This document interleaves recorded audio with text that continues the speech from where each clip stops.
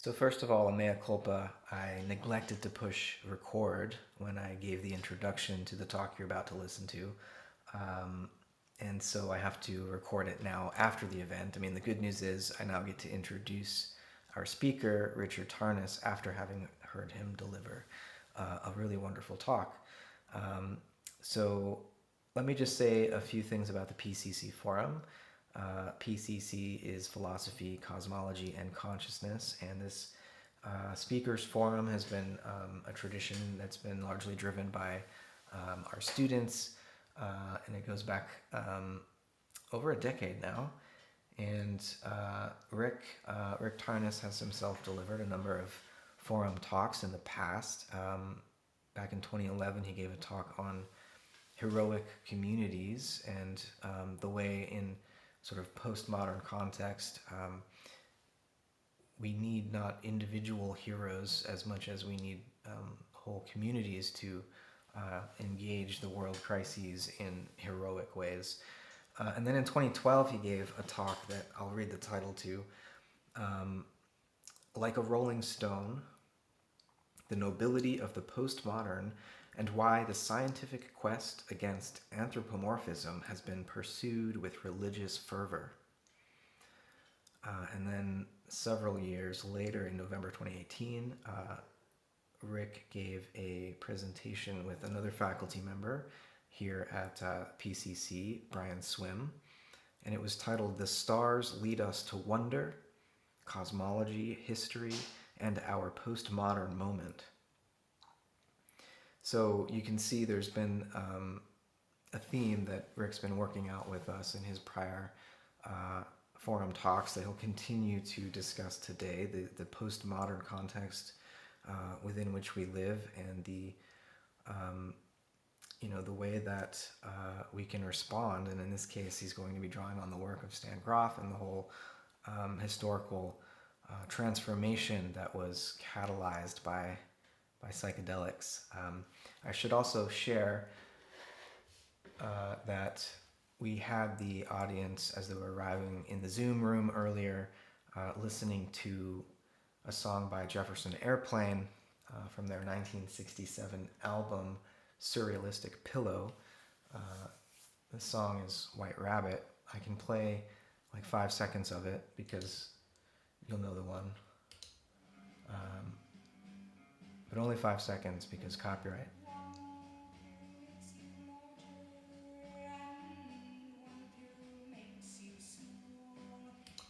So go listen to that song first. If you're not familiar with it or you haven't listened to it in a while, Rick begins his talk offering a bit of exegesis there. So enjoy the talk. Thanks as always, Matt, for your very generous introduction and your always graceful role in these matters, whether it's interviews or dialogues or podcasts or your own brilliant lectures. And for those of you who tuned in just before 6:30, you may have heard White Rabbit, Grace Slick and Jefferson Airplane's iconic song of psychedelic initiation from 1967. And I wanted to begin with that partly because music brings us immediately into an experiential level that's somatic and emotional and imaginative and archetypal, that seems to touch more deeply into our evolutionary psyche than complex verbal language can do on its own, even though we know how eloquently articulate language can be. But with that, the music, and particularly that song where you have the bolero power and depth, the deep notes, the sense of being invited, almost commanded to undertake a perilous descent. There's a kind of dark power of the song, the high priestess beckoning one to the underworld. Also, this song was listened to by millions of young people over and over again during the late 60s, which both reflected but also influenced the interior world of the collective psyche at that time.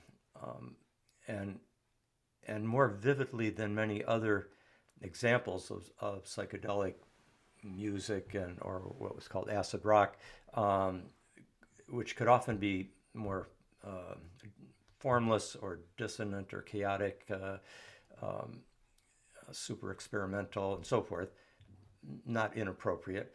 But White Rabbit captures that peculiar gravitas, the absolute seriousness of the psychedelic entrance into the unknown.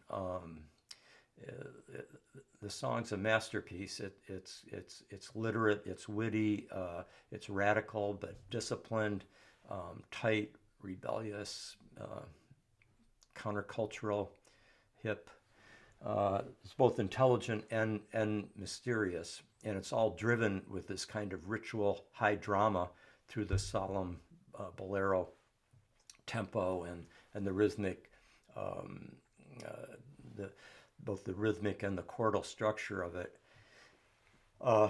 And at the same time, it's embedded in Lewis Carroll's symbolic universe with the animal guides and the trickster figures and the astonishing shifts of reality. She wrote it at the piano, by the way, right here in San Francisco. And by the way, just for us PCC community folks, she once said that for her, the words at the end, that climactic proclamation, remember what the dormouse said, feed your head, feed your head. For her, that was not only about taking psychedelics, it was also about reading books, paying attention, following the passion of your curiosity beyond your present horizon, expanding your mind, pursuing the adventure of the unknown, taking the risk. So, and in this way, she's getting at something that's central to what we're talking about tonight, which is, I think the song conveys what the powerful way that the psychedelic experience interpolates us. Interpolate's a great word. It's spelled like inter, I-N-T-E-R, then pellate, P-E-L-L-A-T-E, interpolate. And it's perfect for the particular quality that I'm trying to describe, as the meaning and the etymology of the word points to psychedelics' capacity to interrupt us and challenge not only our sense of reality, but our very sense of who we are, our identity. And not just once, but over and over.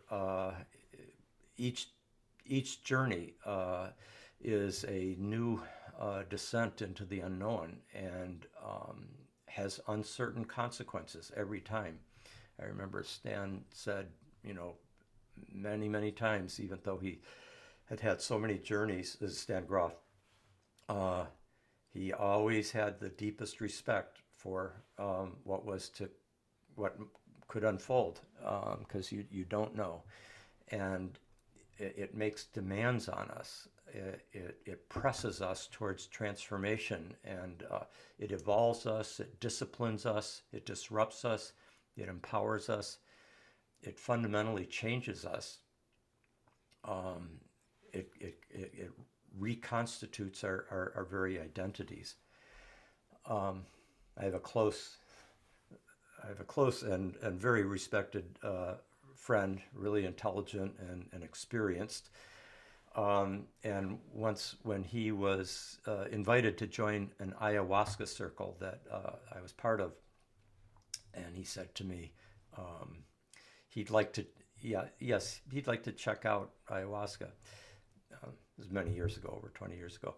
And the next morning, after the ceremony, which by his own report involved his getting his ass kicked, at a pretty deep level. He said to me, well, you don't check out ayahuasca. This is all very close to what Jung described in terms of the workings of the numinous and of the God image in us. God is God is what trips us up. It calls us up short as we pursue our egoic strategies. When the men on the chessboard get up and tell you where to go, like as with Alice, it's the psychedelic experience can be at once a fall and a call. And as with Dylan, there's something happening here, and you don't know what it is, do you, Mr. Jones? Or as in Strawberry Fields, let me take you down.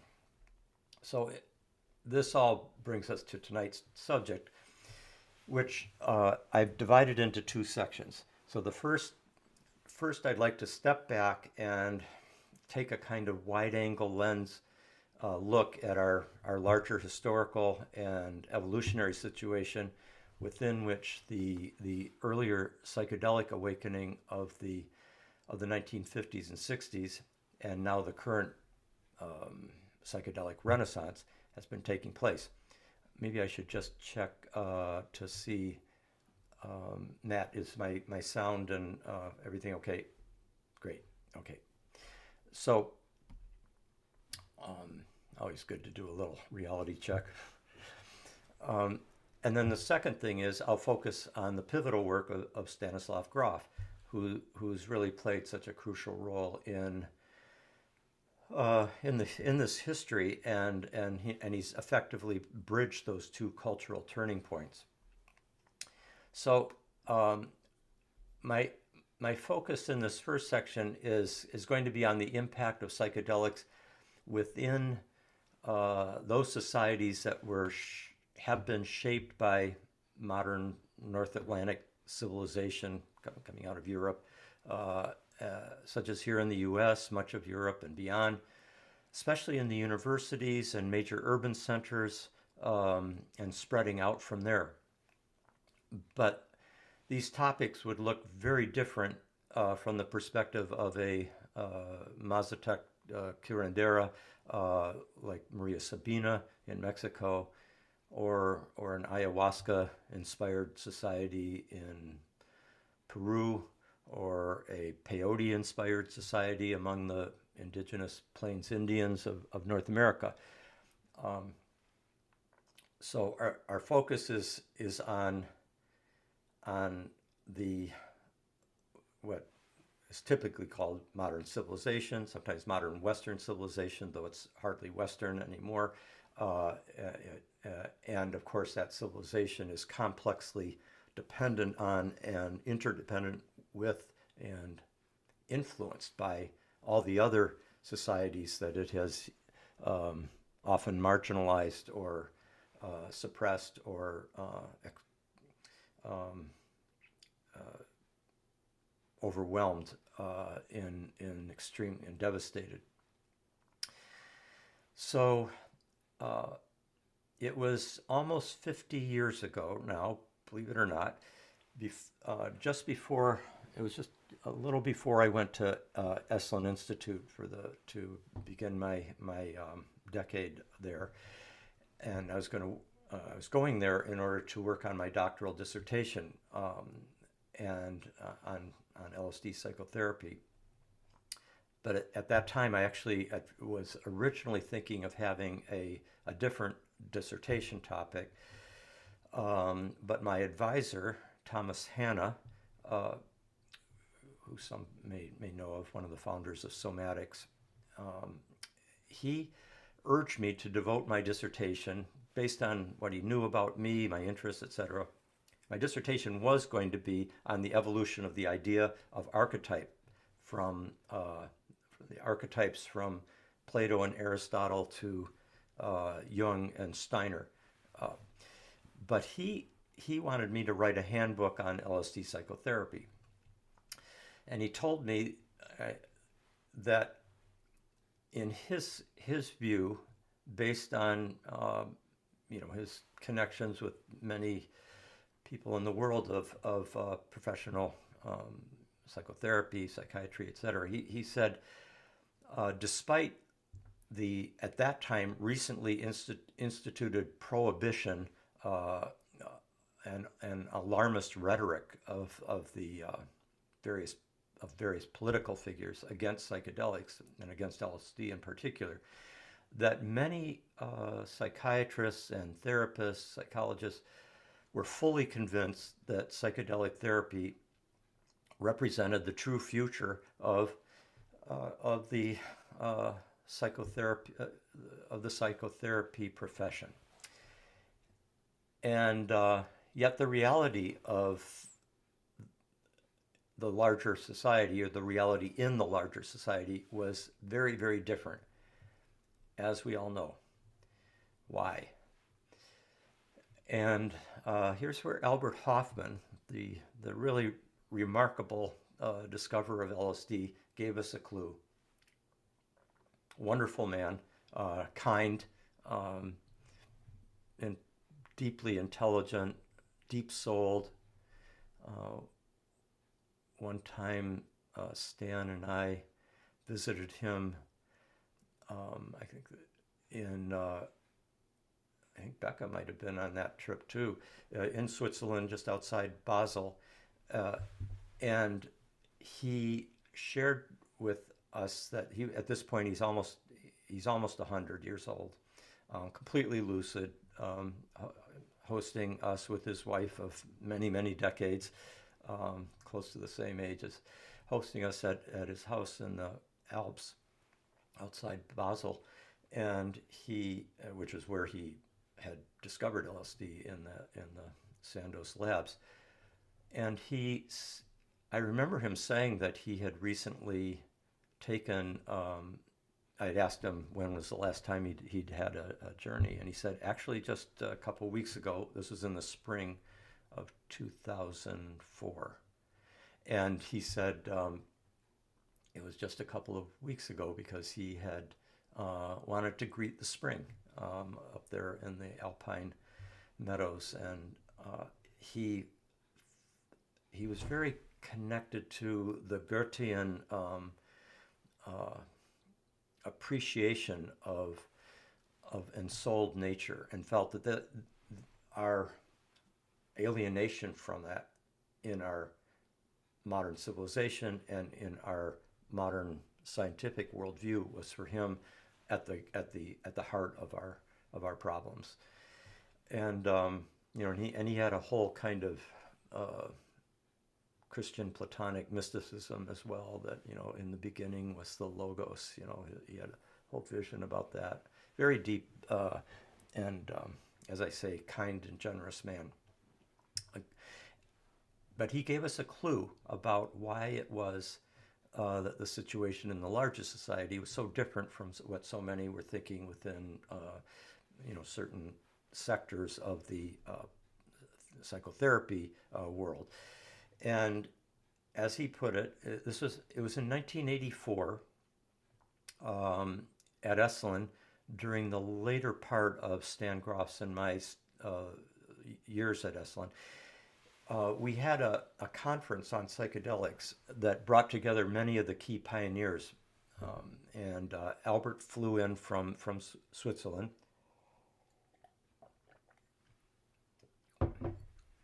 Excuse me.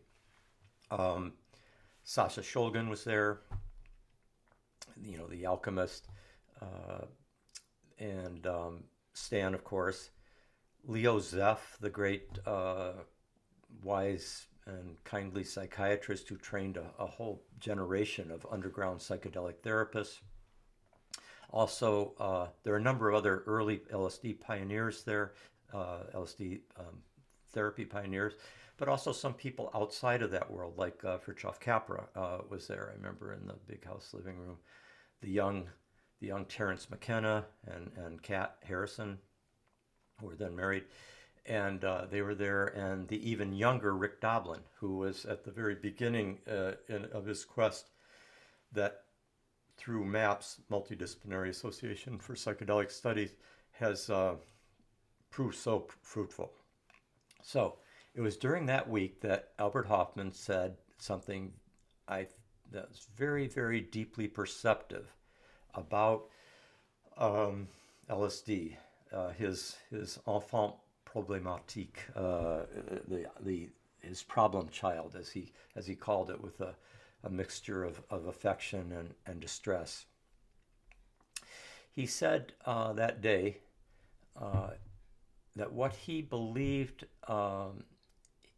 was at the core of the widespread crisis that the popular use of LSD had catalyzed in the 1960s was the direct result of the fact that our modern civilization did not possess adequate sacred ritual structures for the use of such powerful psychoactive medicines. So it caused an explosion. Our civilization literally did not know how to handle the experiences or how to integrate them into the larger society. And of course, he was right. Now one can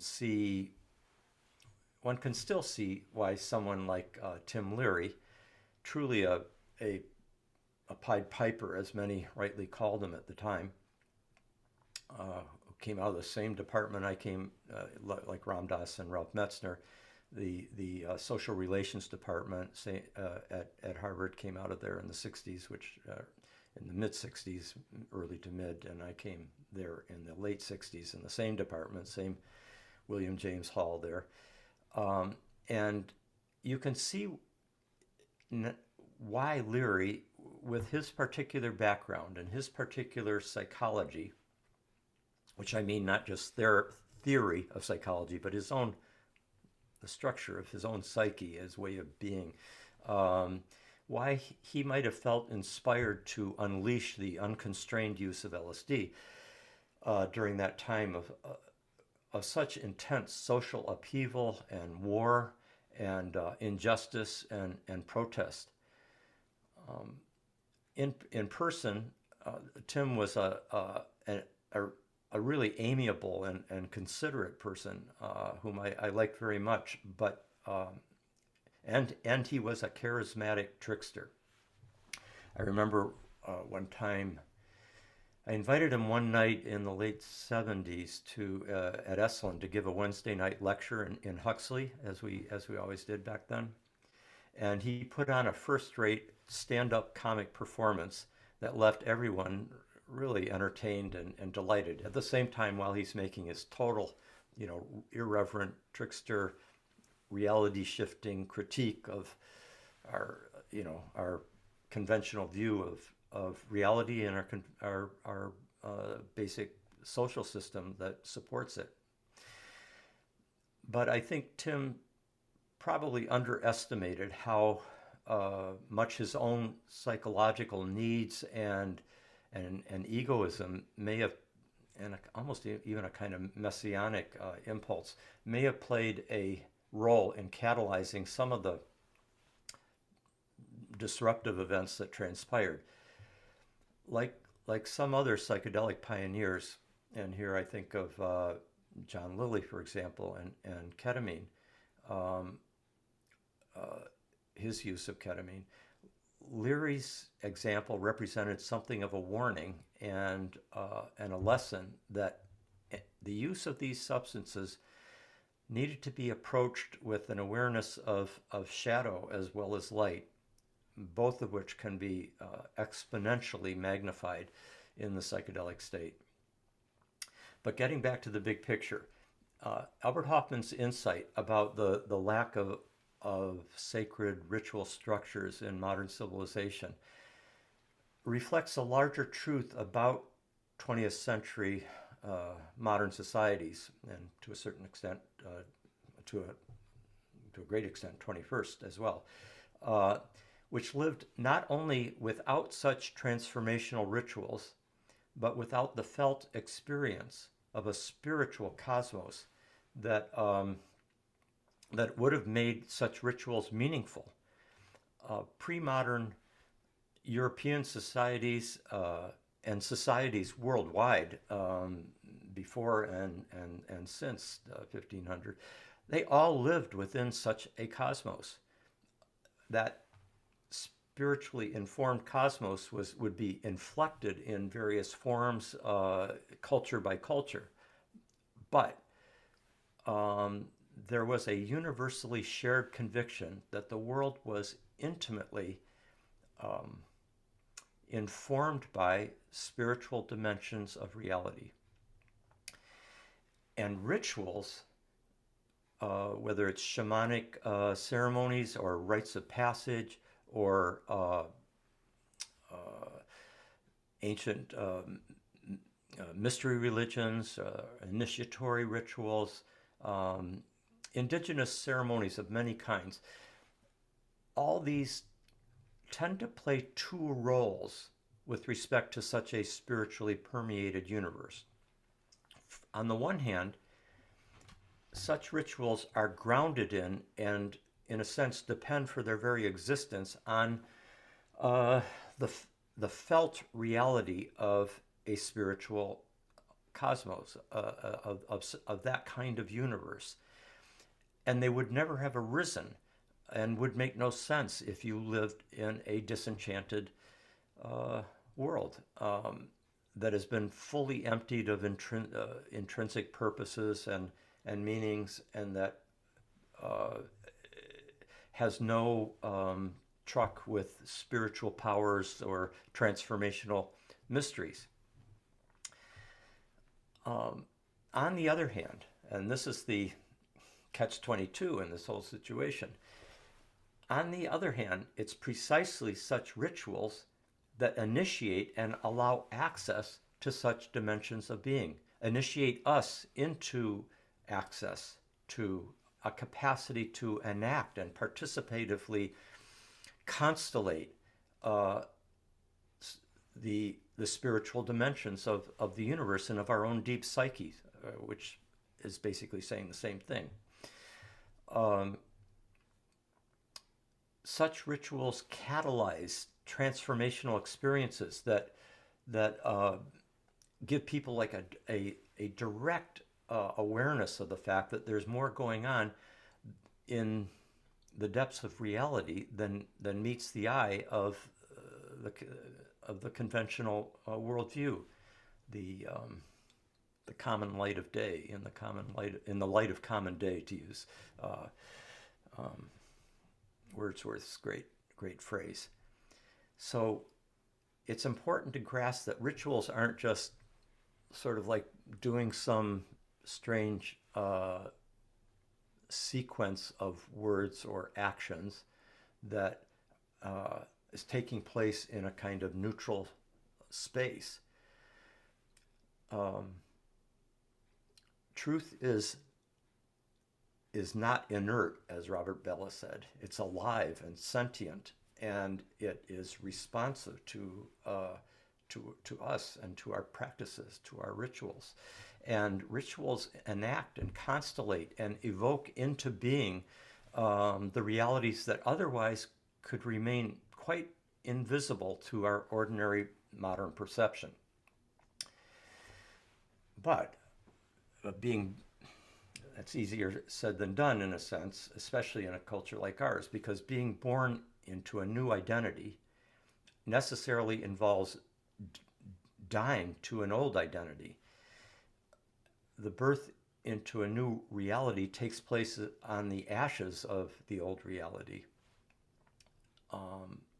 And such deaths and births are often very dramatic events. It's hard to say the word births. When I just had a unexpected dental procedure yesterday, and I'm still learning to articulate words in the proper way. So, but both dying and birth can be such dramatic, are often such a dramatic event, and they can be both terrifying and exalting. And the death rebirth mystery, that experience, it needs sacred structures. It needs wise guides and spiritual midwives and cultural, religious, morphic fields that have evolved over centuries, millennia. Indigenous societies for millennia have evolved and sustained these ritual fields to mediate this dramatic entering into liminal space in order to mediate such profound transformations. But modern civilization has been utterly unprepared for something as powerful as LSD. And yet here's the rub. You can totally see why in these circumstances in the 1960s, why countless thousands of psychedelic experimenters then and since were drawn to this experience. In a sense, you could say that they lived within a pathologically dysfunctional civilization with a mode of life that's just insanely separated from the larger community of being, from the natural world that gave them birth, they live within a worldview that is diluted into holding that human beings are the only source of consciousness and meaning in the known universe, and they lived and too often live in a civilization that is hyper-militarized and atomistic and predatory and projecting shadow left and right and like crazy onto enemies, both domestic and foreign, and that is susceptible to apocalyptic destruction at any moment. That was true even then in the 60s. The sense of the nuclear sword of Damocles was very strong at that point. Jung was already writing the whole idea of our being in a kairos, a moment of changing of the gods, where the fundamental principles and symbols are being radically transformed. He was writing about that at the time, and writing an answer to Job, that brilliant essay, both of these written during the 1950s. He was writing that with the nuclear shadow hovering over humanity and the earth, and now it's not only that, it's the climate catastrophe, the extinction of mass extinction of species, and the tremendous even more imminently apocalyptic quality of our time. So you could say that the huge counterculture of the 1960s and early 1970s was essentially engaged in a kind of massive civilizational act of self-medication, except that the medicine was sacred medicine, psychoactively powerful, and potentially dangerous in unprepared hands and uncontained circumstances. Because in such a civilization, there was no venerated tradition, no class of wise elders and guides that were widely recognized and available to the entire society. There was no publicly affirmed spiritual cosmos. Yet, initiations still happened, of course. For about 15 years, they continued within certain parts of the medical and therapeutic establishment, including Stan Grof's work, not only in Prague, but then in Baltimore, under the auspices of the of NIMH and Johns Hopkins, but more massively and often spontaneously, these initiations were taking place out in the field, in meadows and forests and college dorms and in the concert venues and from Monterey and Woodstock to the huge Grateful Dead tours around the world, and the effects on that larger society were just tremendous, on the music, on the films, the theater, all the arts, on how people dressed, on how they engaged each other, on modes of life. It had a huge effect on the sense of humor, making it much more multi-dimensional. Terence McKenna made that point quite rightly. And also the more complex epistemological and symbolic insight that became more and more widespread, the greater psychological sensibility, the heightened ecological awareness, the return to nature, as it was called, the organic food movement, the imagining of a world without hostile borders, and so forth. There's just there was enormous influence. And at the same time, the reigning political, legal, medical hierarchy was punitively antagonistic. And the casualties of countless trippers, unprepared for the power and the challenges of the experience, were very real. A lot of times this was blamed on bad acid. Like at Woodstock, you'd hear sometimes somebody would get onto the microphone and say, there's bad acid going around, it's taking this form, et cetera, and then here's the tent that you go to, et cetera, if you're dealing with it. But, I mean, yes, there was LSD of uncertain purity, but very often there was extremely good and pure LSD floating around in all these venues and places and contexts.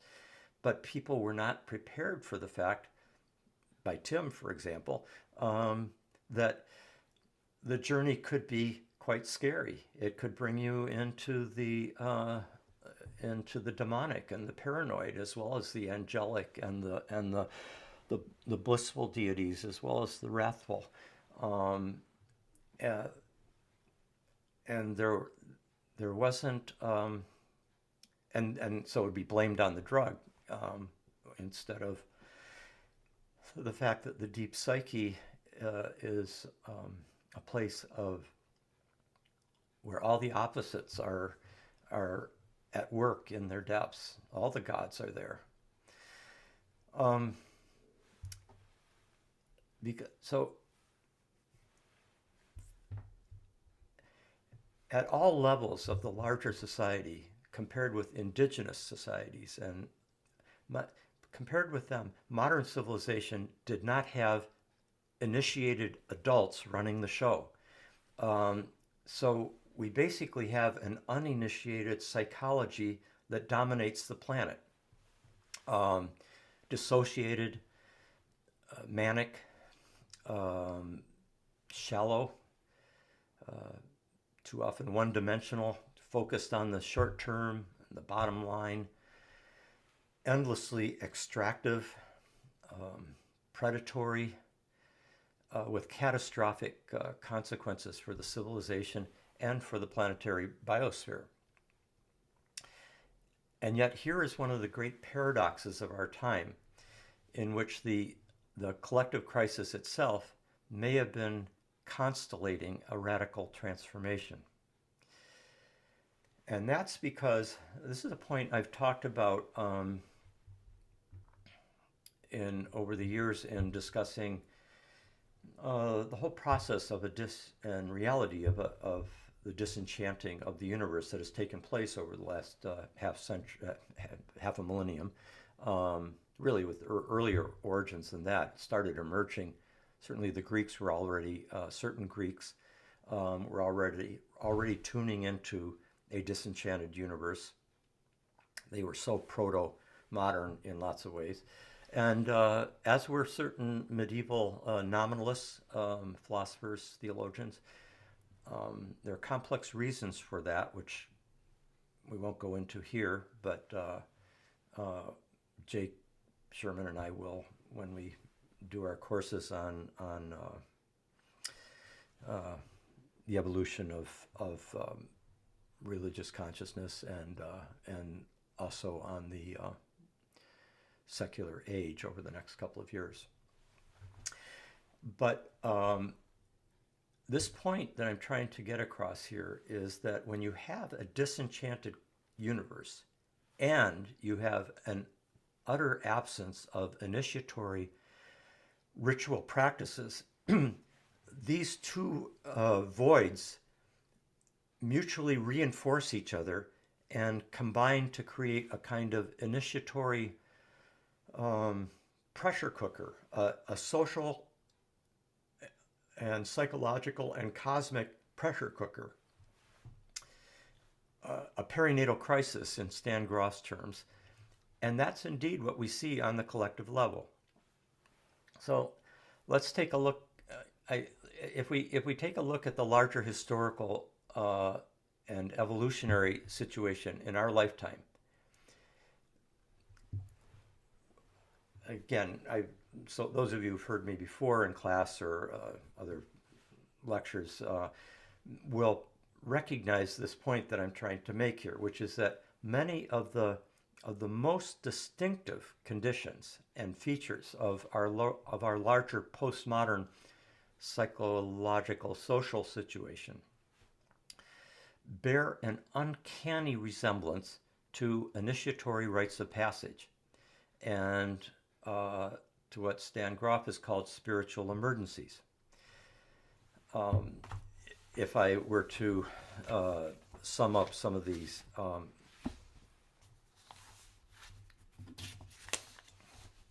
which I think I brought with me here.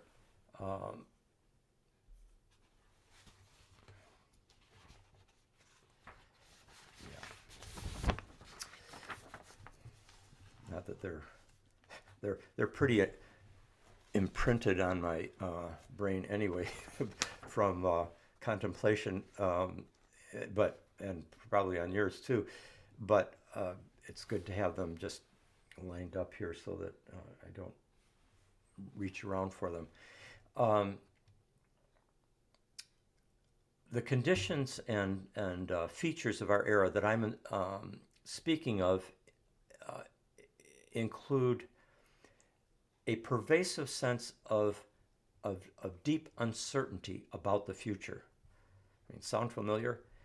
And that's just what you get in an initiatory rite of passage. I mean, if you have a sense that this ritual that you're going through, some initiatory ritual, has got a definite outcome that you know how it's going to work out, it's not going to be an initiatory ritual. You have to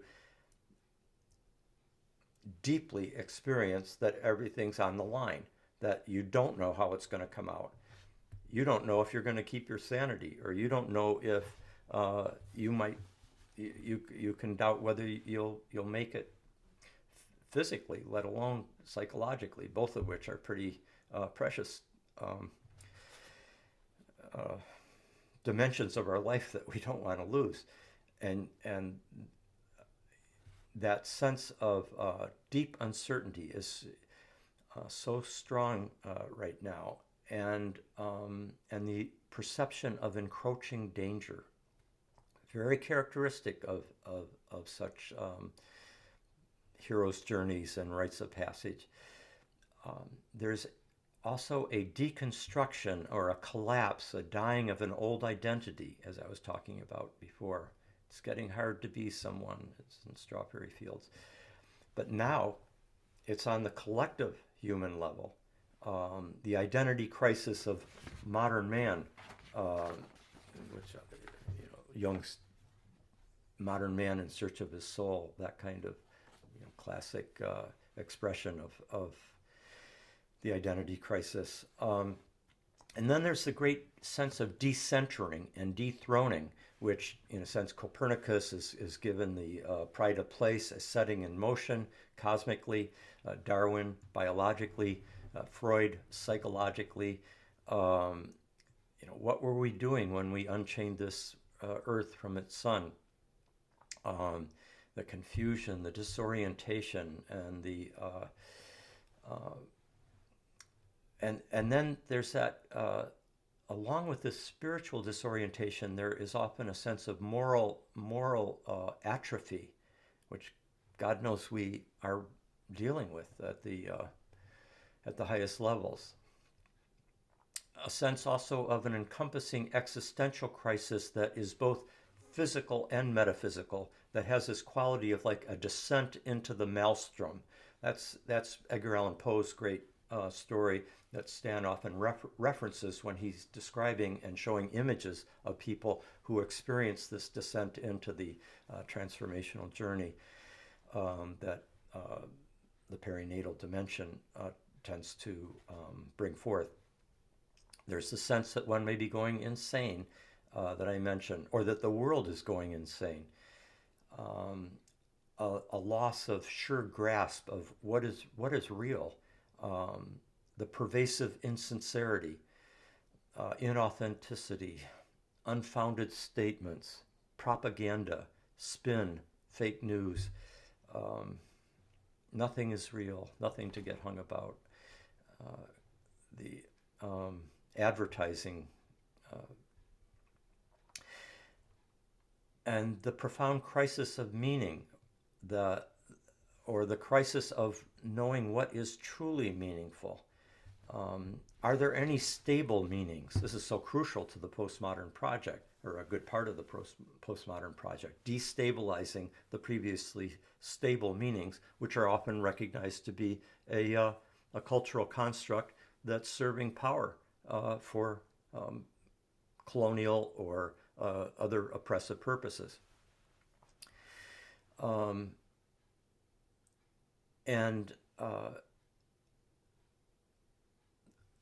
The sense of isolation, alienation, loss, aloneness.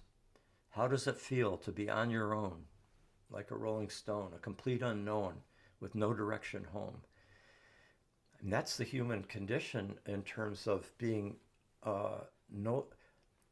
feeling to the extent that the universe is seen as just being this randomly evolving, purposeless, fundamentally meaningless process that has somehow brought forth this human species that is meaning seeking and spiritually and morally aspiring, and is conscious and personal and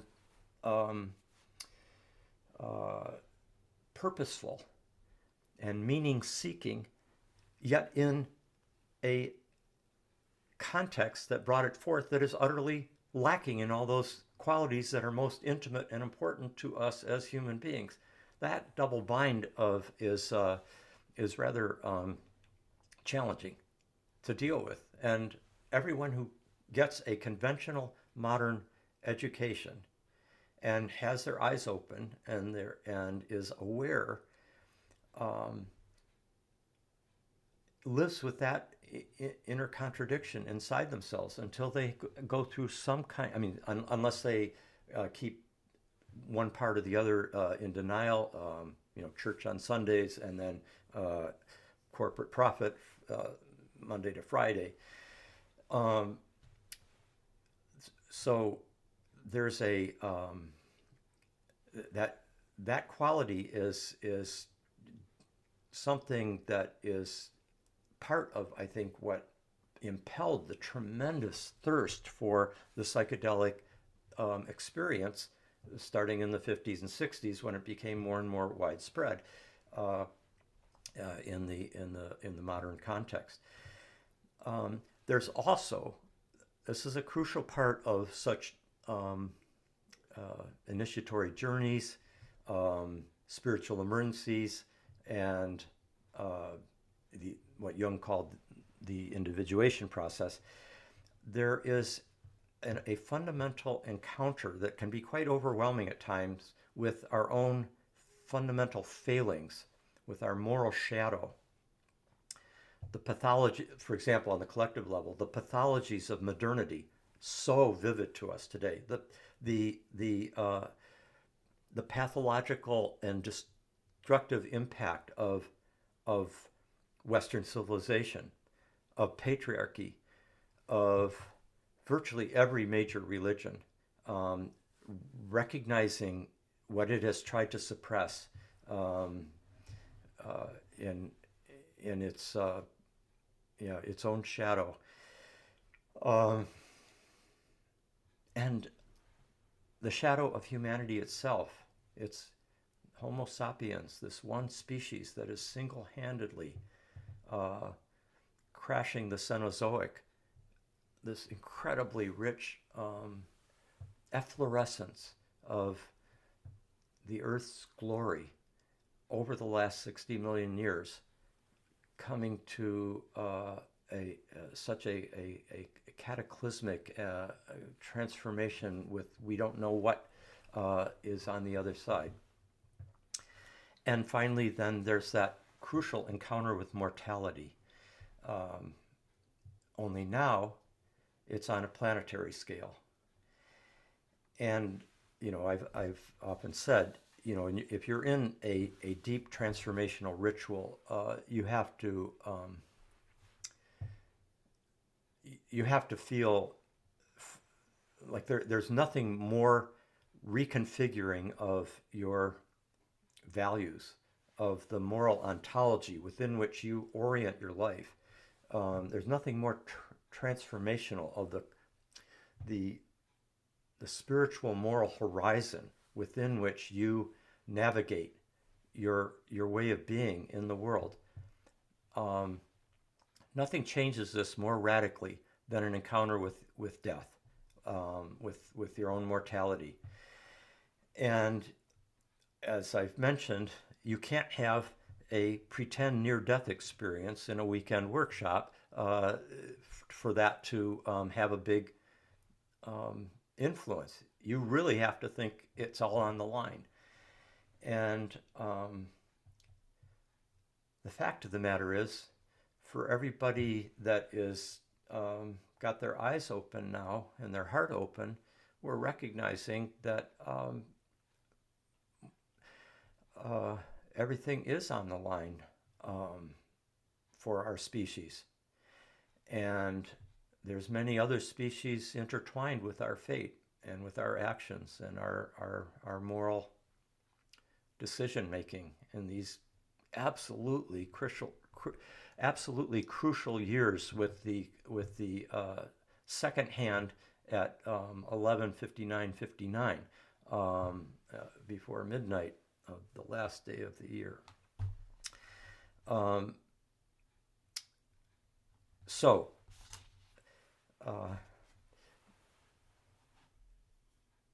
Here's where Stan Grof comes in.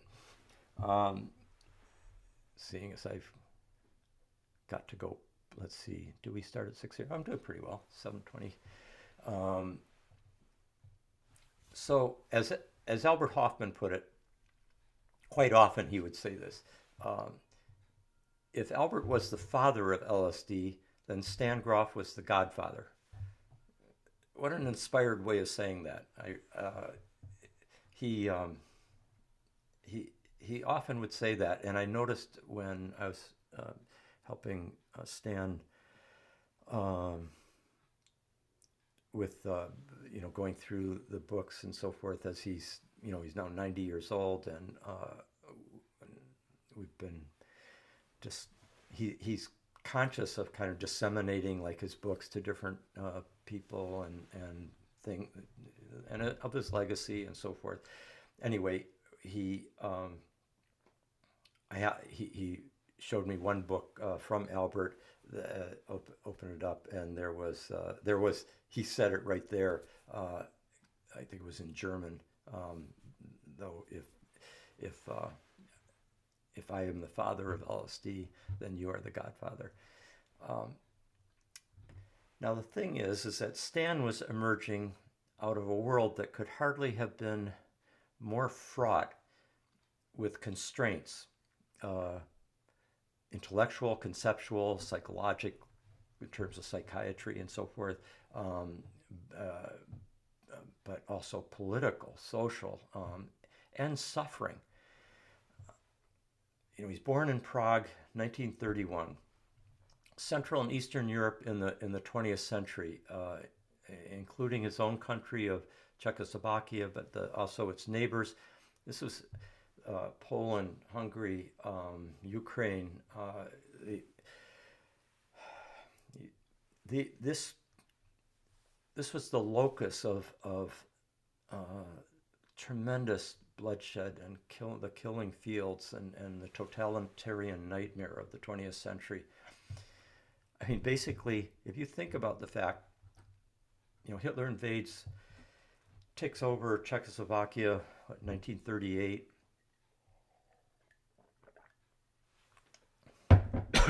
Excuse me. Nice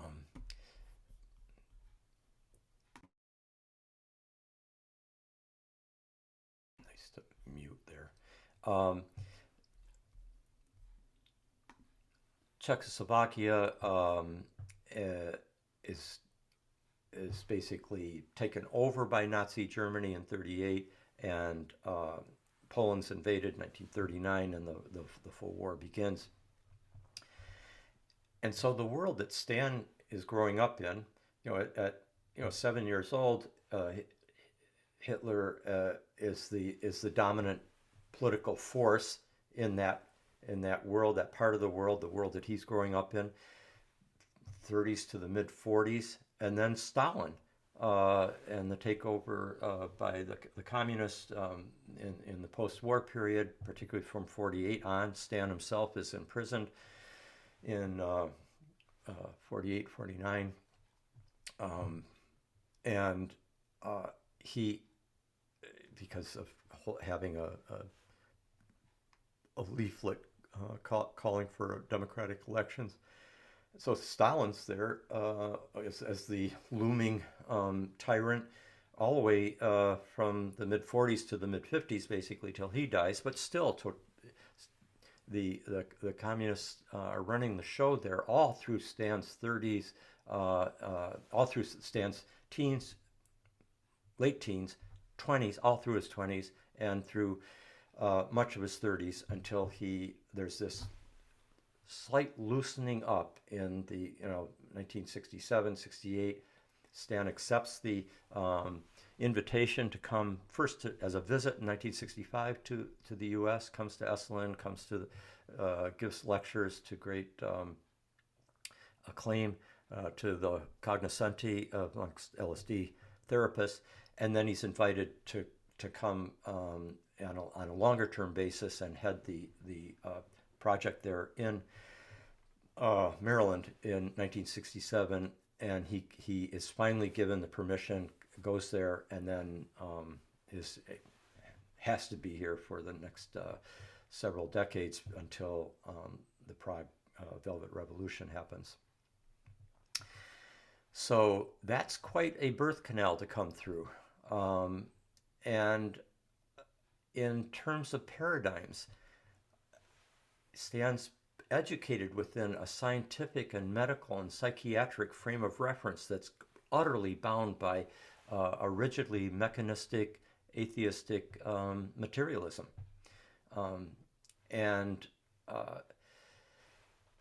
Yet,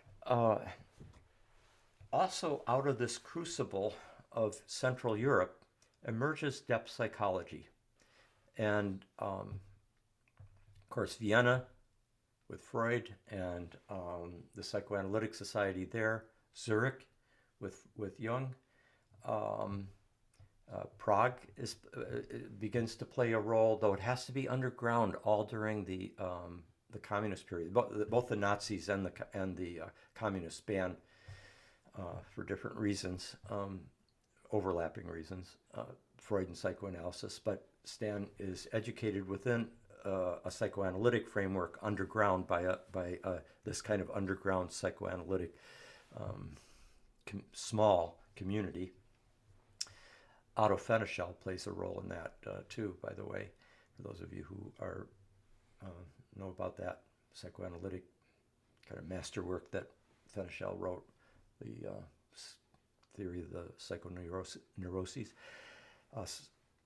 And we have to include important influences deep in the emergence of depth psychology from Cambridge, Massachusetts, and William James. And from before that, from Paris and Charcot, and in due time from London and Budapest and Berlin.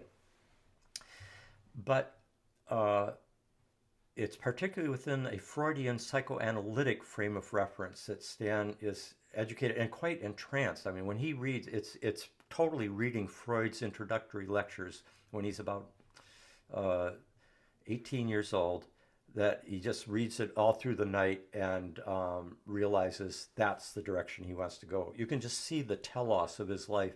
First, coming into being drawn into psychoanalysis, and it's the excitement of recognizing the deep psyche and how the psyche speaks symbolically through dreams and symptoms and so forth.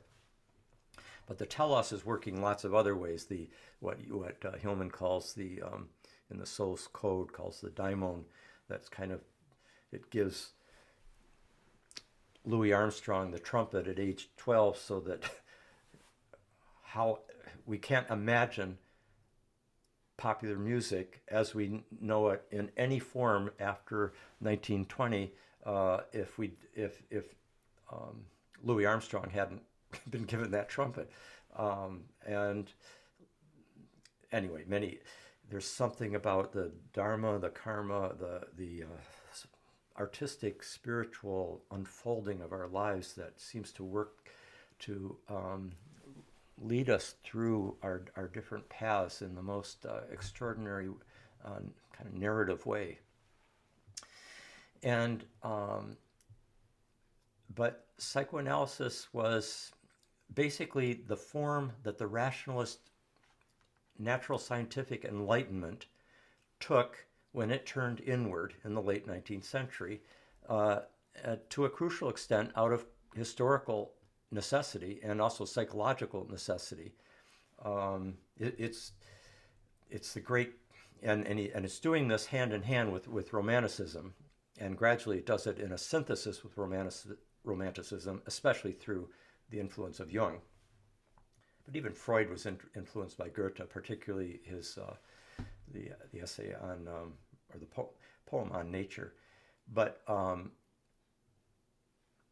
you could say depth psychology is playing three roles in this history. Depth psychology is, on the one hand, it is an outgrowth of the history of the modern consciousness and mind. Jung makes this point when he says it's like an upsurge from the depths to compensate for the one-sidedness of the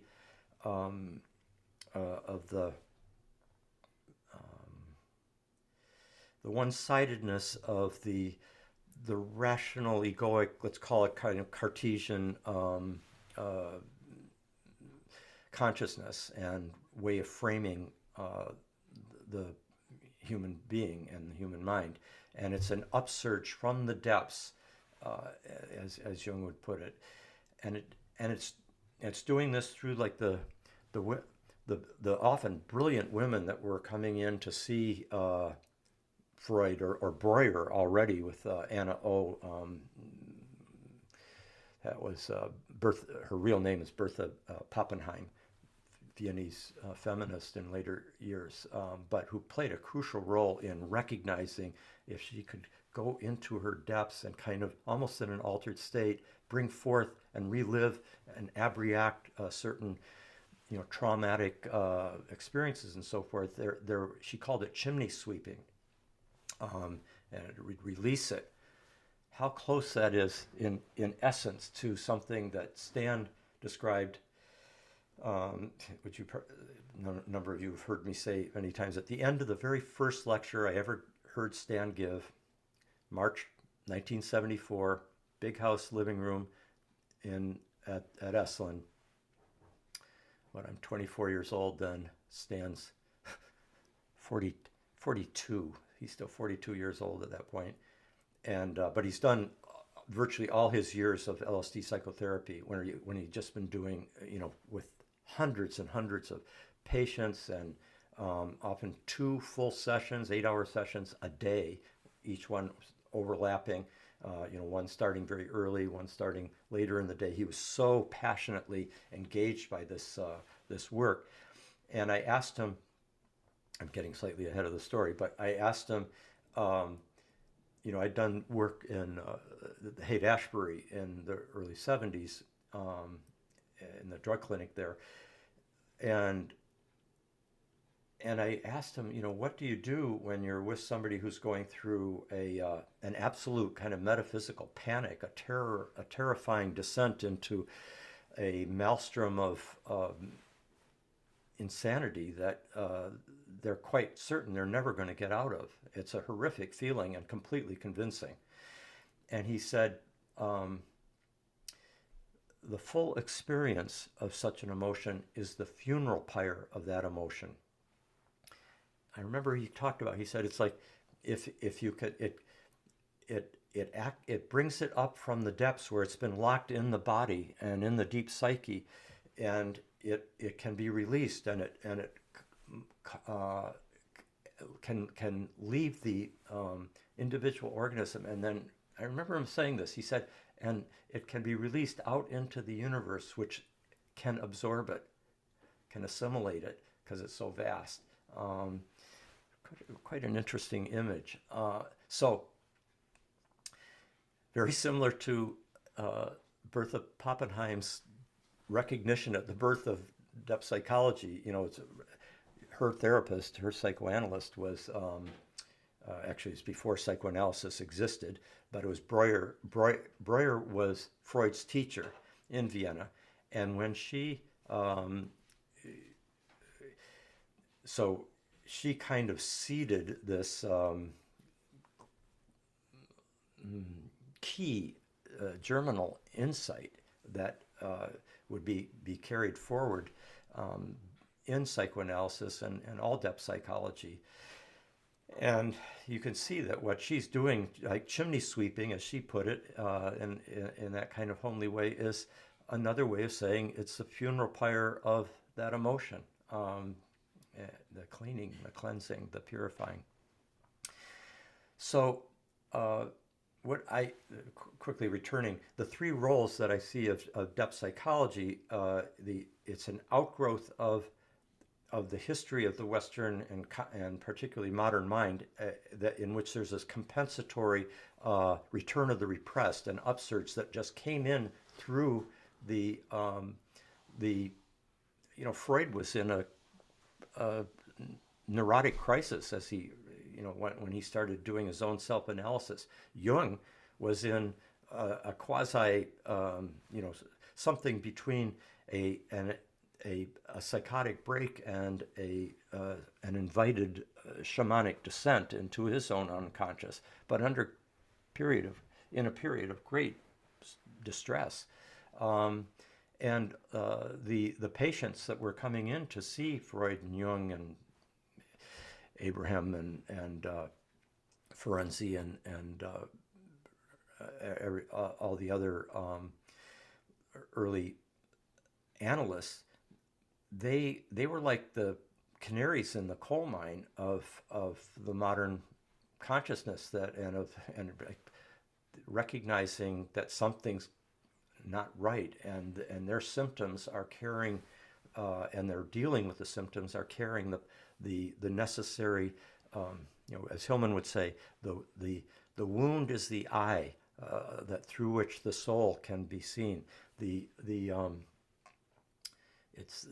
symptom is the key. It's the path to depth.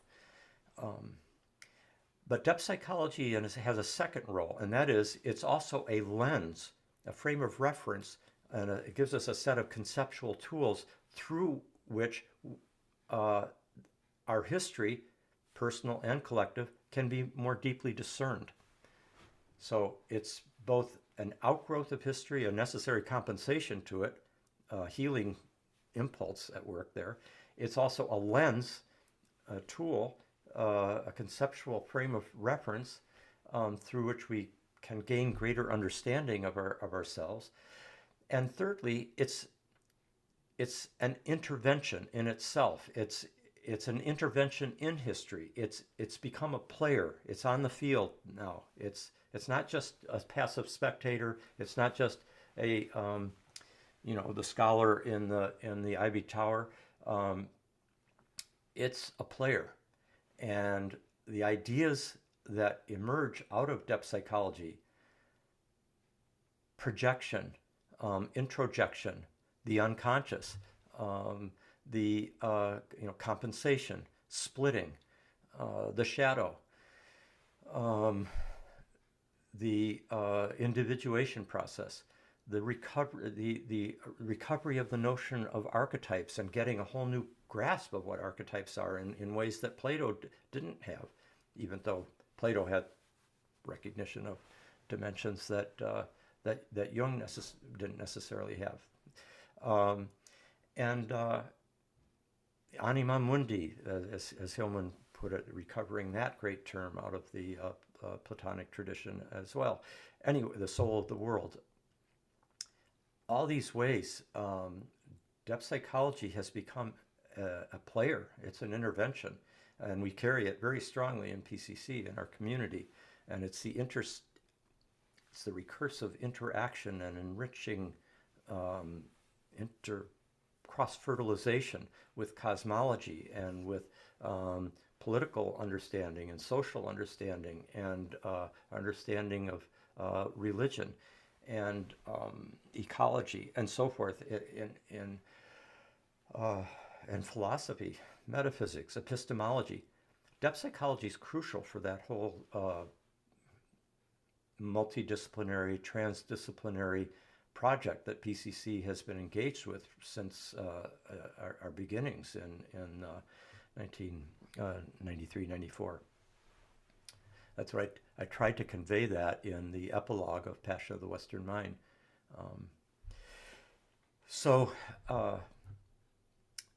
Then came the sacred medicines into the picture of this evolving depth psychology. And then these three roles can, in a sense, be seen as carried to a most powerful degree by the integration of depth psychology with the psychedelic ritual medicines and practices that long preceded the modern.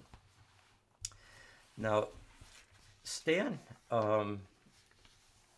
plays such a crucial role in this because he,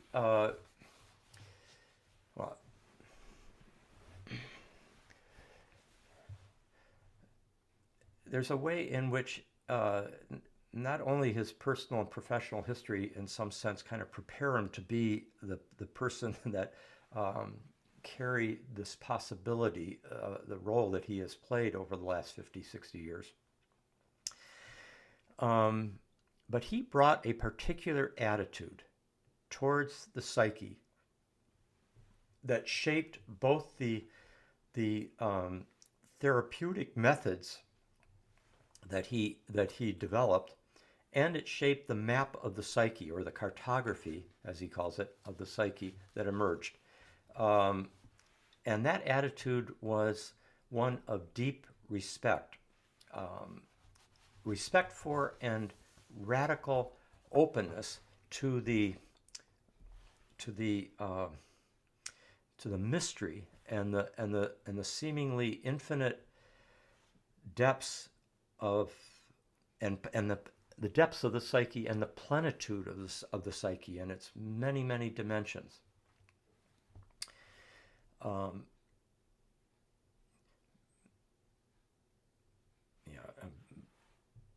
By the way, if you need to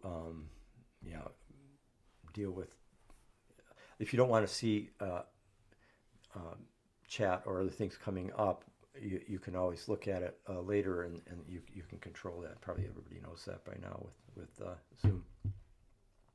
So the thing about Stan, much more than Freud,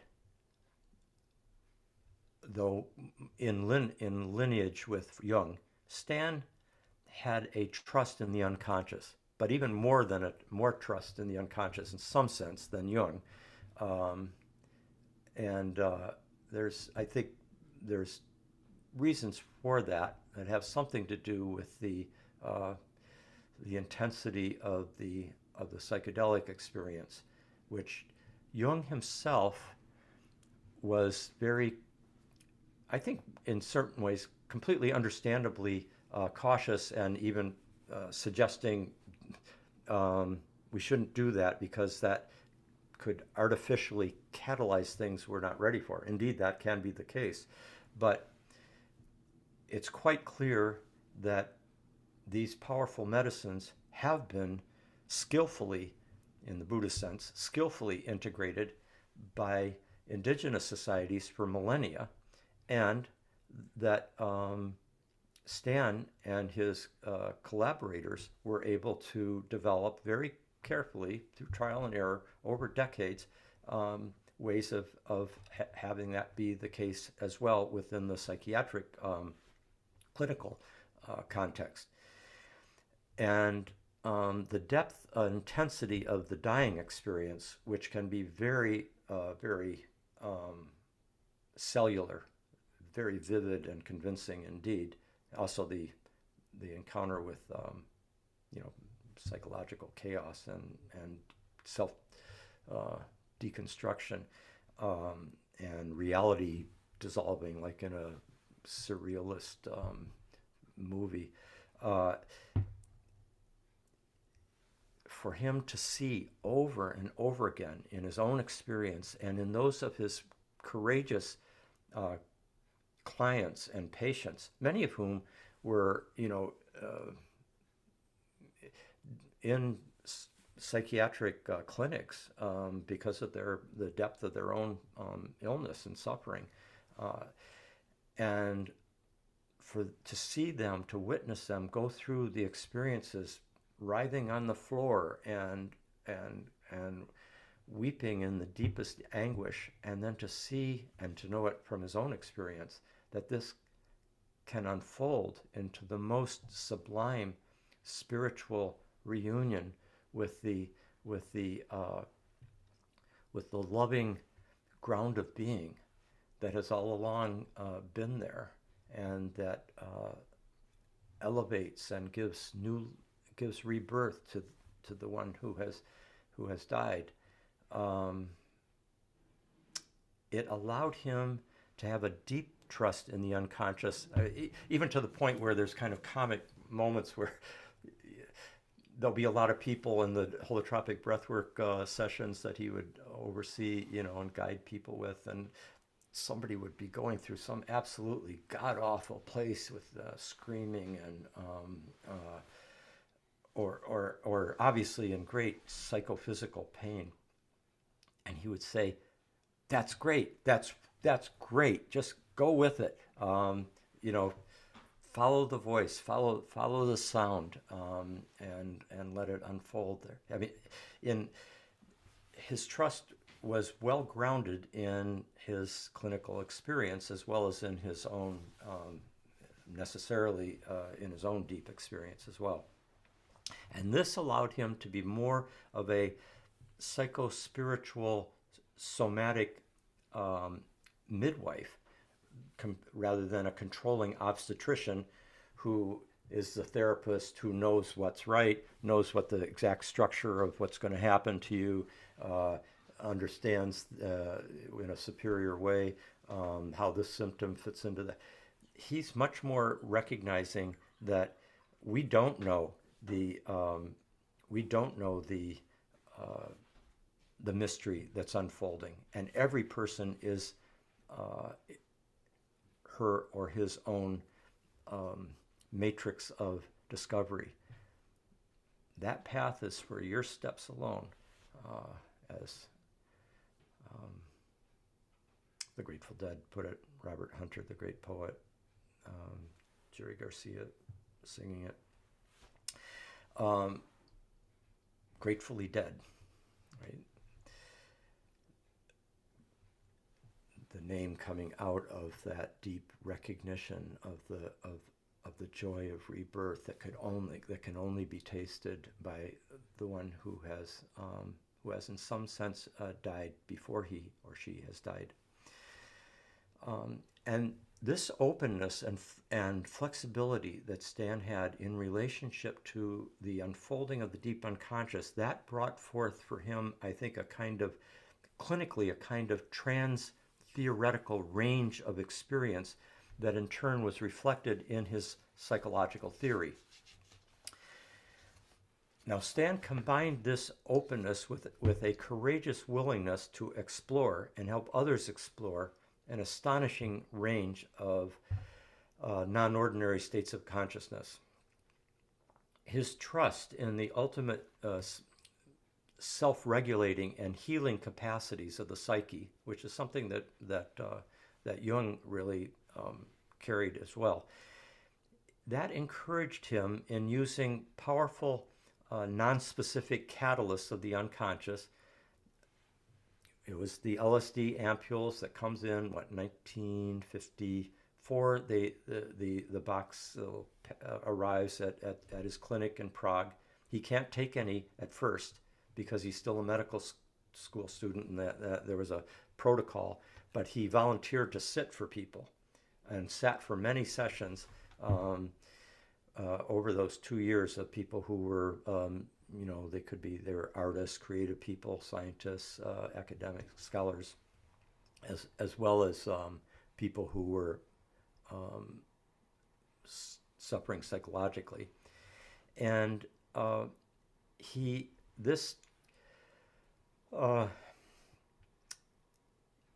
in 1956, so it was his first session where he, having gotten his MD, he could take it for himself, and had this utterly revelatory experience. And that kind of experience for him, and then later with not only with the several different types of psychedelic substances that they were using over the years, and then later the breath work combined with body work and powerful music, he came to regard that it was very important to raise the energetic level in the psyche to overcome the repressive lock of the ego on the energies that keep which that ego keeps, that egoic, and it's often quite unconscious, keeps the energies frozen, and it keeps the memories frozen in the armored body and psyche. And so this openness and flexibility and willingness to explore and willingness to use powerful catalysts helped him overcome any dogmatic attachment to a particular set of theoretical assumptions, because it opened both the therapist and the patient to the unpredictable spontaneity of the psyche, its natural unfolding, or its eruption from the depths. And such theoretical assumptions can often serve, as we know, as a kind of egoic defense against the unleashing or the release or the access to these psychic depths. And when I'm saying psychic depths, I don't just mean like in here in a kind of subjectivist Cartesian way. I'm putting too much on Descartes here. He's more complicated than that, and modernity is more complicated than Descartes. But if we think of that kind of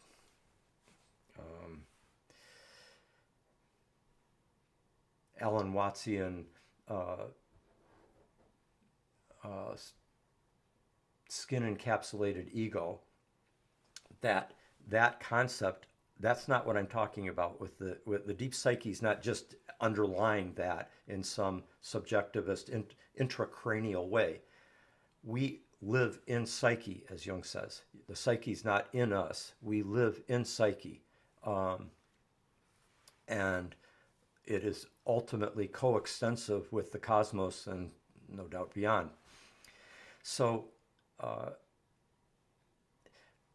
because now there's one other key thing, and that is because Stan was dealing in the earlier years with lower doses of LSD, low to medium doses of LSD every 11 days, which is a little often with the patients that he was working with.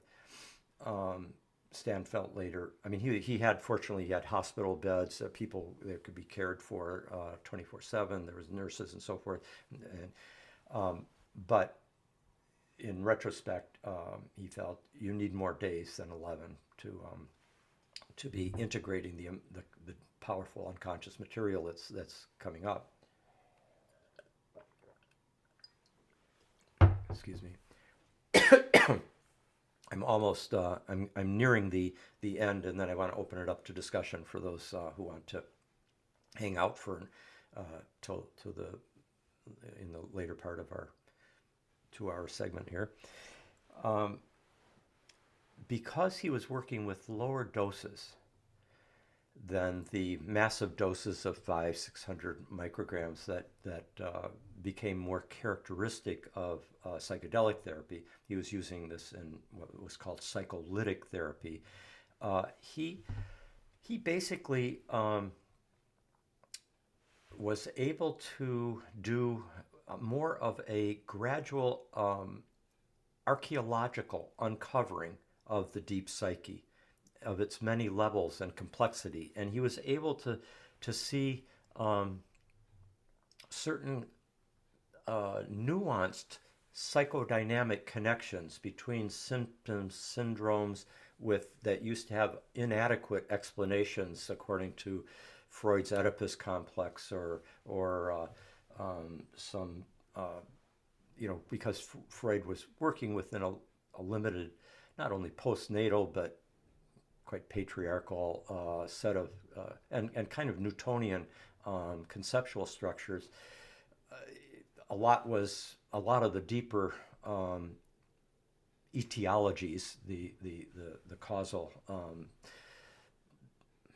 factors that really were at work in both holding and constellating a symptom and holding it in place, but also in releasing them, had to be faced. Stan was able to do this kind of archaeological uncovering that got deeper and deeper into not only the kind of Freudian unconscious, as he called it, and the the Oedipal and the genital, phallic, anal, oral, early infantile experience. But then he was starting to get to the perinatal and the tremendous encounter with birth itself, and mixed with the encounter with a really existentialist as well as biological encounter with dying and what it means to die and all the dimensions of dying, what you're losing, what you're having to let go of, what's important, what you devoted your life to that seems now not so important, all those kinds of things. And so this allowed him and this is still hasn't really fully entered into the psychiatric establishment, to say the least. It's still, as Robert Schwartz once put it, who used to head Tarrytown Center, he said, Stan has answers to questions that we're not even smart enough to ask yet, which he has a point, in this case within psychiatry for sure. But then Stan was also, as he got deep into his own, findings and discoveries and the, kind of larger cartography of the psyche and these new methods, he came to realize that he was kind of rediscovering in a new context what basically were much more ancient practices that he was now kind of in continuity with and paralleling, practices of shamanism and the indigenous use of vision plants and rites of passage and the great initiatory rituals of the ancient mystery religions. like the Eleusinians. And, uh, and he also came to trust as well the healing potential of spiritual emergencies that just spontaneously erupt. And this complex, multidimensional view of the psyche that emerged for Stan was one that was that possessed not just an individual unconscious, but a collective one, and historical, ancestral, archetypal, phylogenetic, evolutionary, karmic, um, ecological. It's all in us. And we are in it. And each of these has each of those adjectives that I gave, attribute. Those are all. Each has its own distinct qualities. And this understanding of the psyche offered a kind of resolution to the underlying schism that depth psychology has carried since Freud and Jung went through their traumatic divorce that in its in depth psychology's first decades, and that has kind of hovered and influenced the field ever since. And that divorce, between psychoanalysis and Jungian psychology, many psychoanalysts and Jungians are in a very fruitful cross fertilization now, but it's been that divorce really represents a deeper schism in the modern sensibility itself, which is between the Enlightenment and Romanticism, and below that is a kind of chasm between science and religion. And Stan's framework basically has offered a context for making intelligible and integrating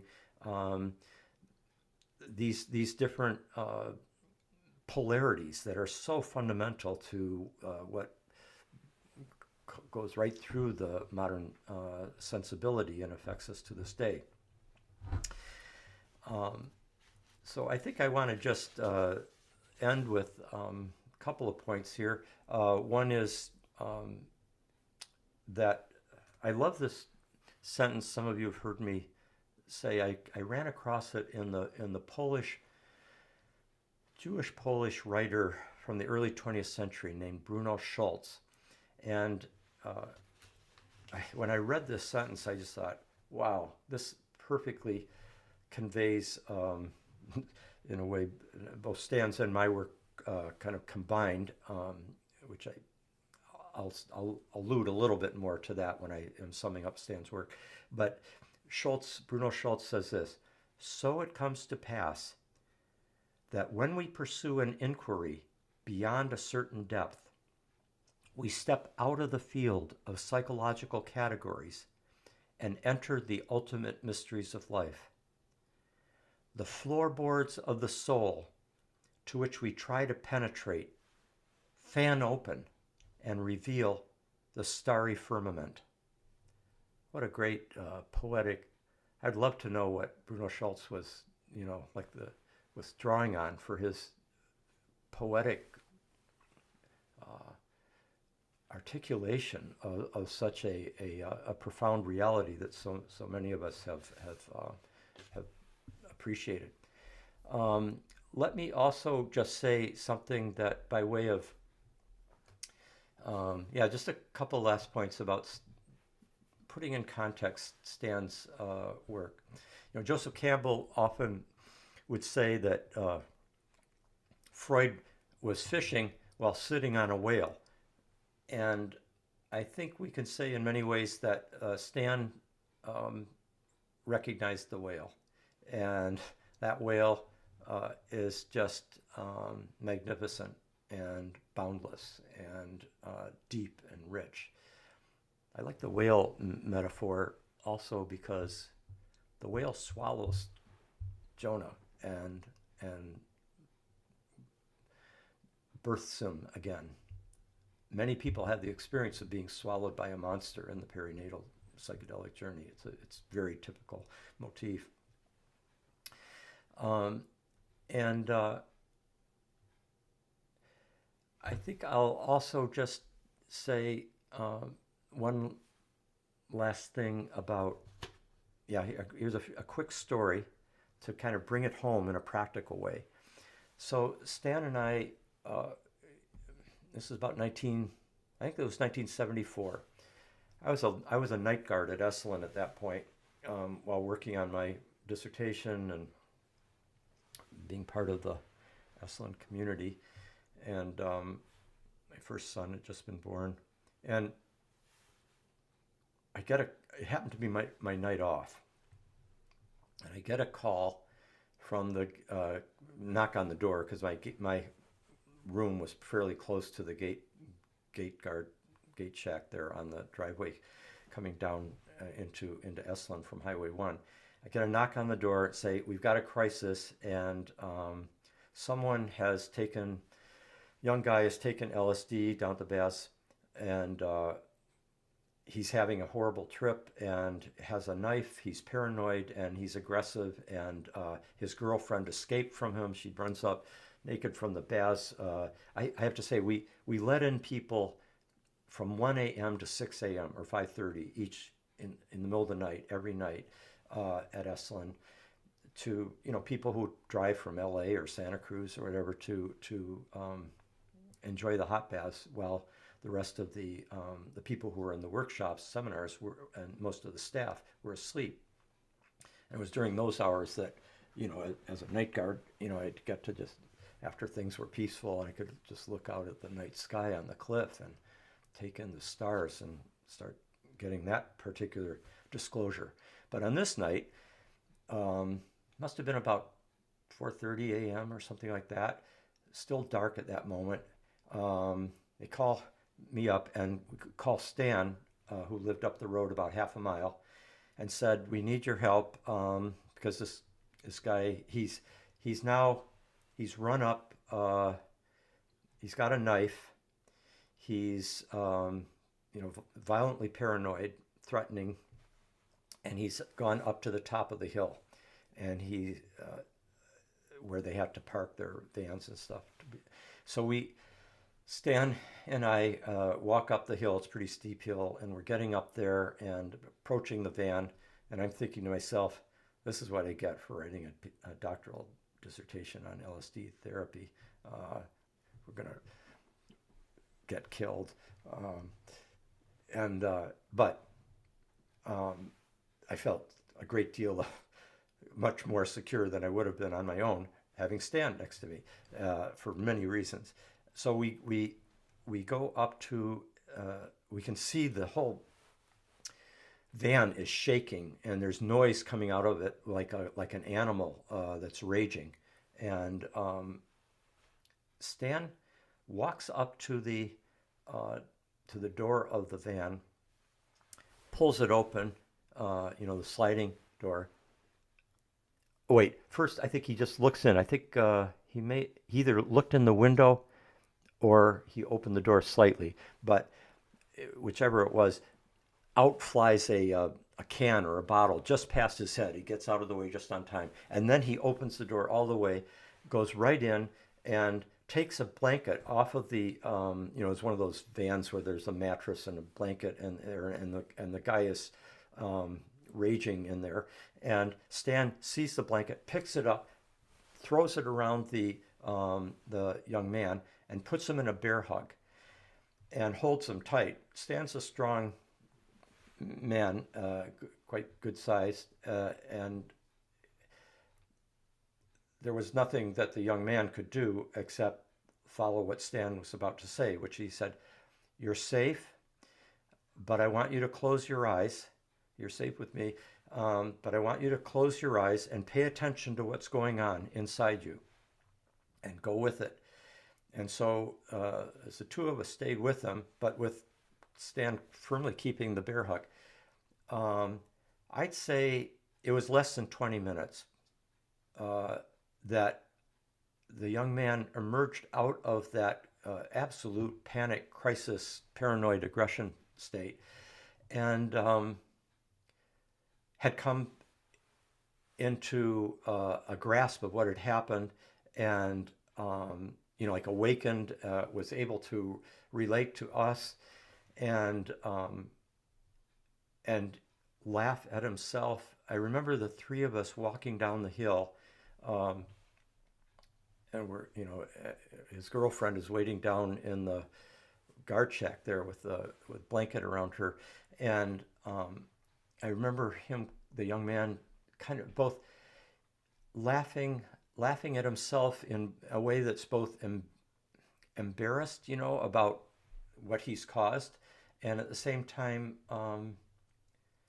that kind of laughter of joy at realizing the deeper reality that was beyond his fear and his panic and his aggression.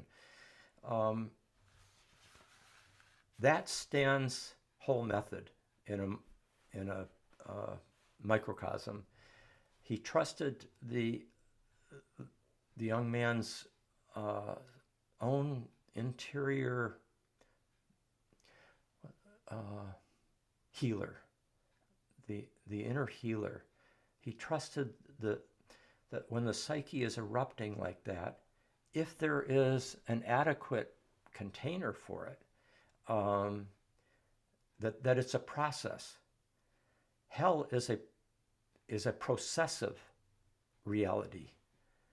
That was the big breakthrough for me. I remember reading Stan's earliest manuscript that became the manuscript for the first 5 books,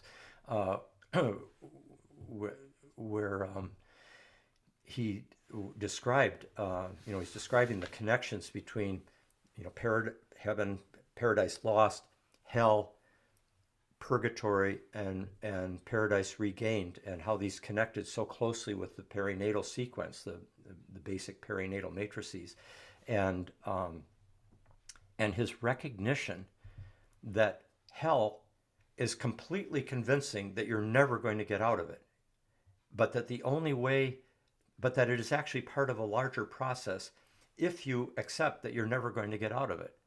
If you essentially embrace the archetypal reality, because it's an archetypal realm, it's not a literal realm, it's an archetypal realm, which is all the more real, all the more phenomenologically vivid and encompassing.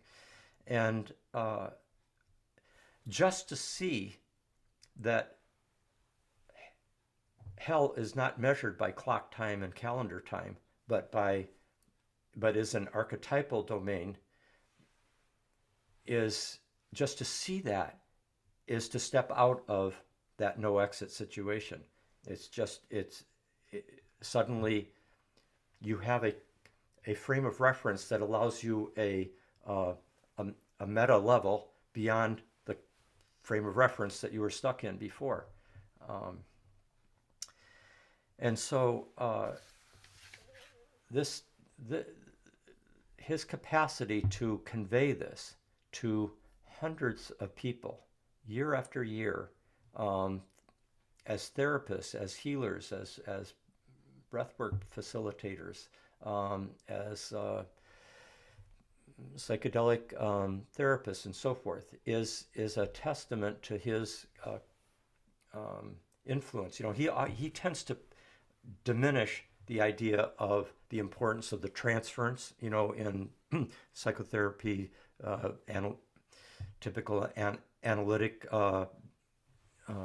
patient-therapist relationships, because he wants to put the focus on, don't put the focus on the therapist, put the focus on being attentive to the organic interior process that's emerging of its own kind, and don't get caught in the relationship particularly. But I think he underestimates how absolutely crucial relationality is, even at that level of a person with eye shades on and headphones and going through a 500-600 microgram LSD session for 8 hours and not interacting with the therapist particularly, because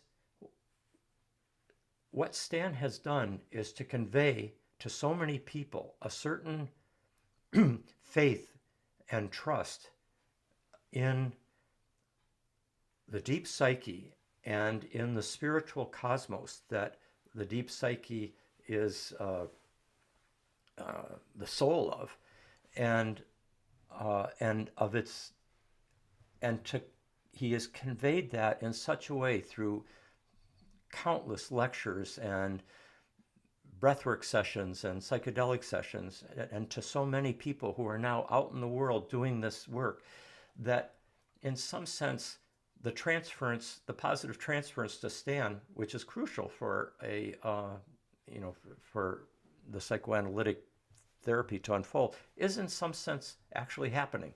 That his presence as a healer, I think, is bigger than he recognizes, and his tendency, he's the least egotistical, narcissist, least of any like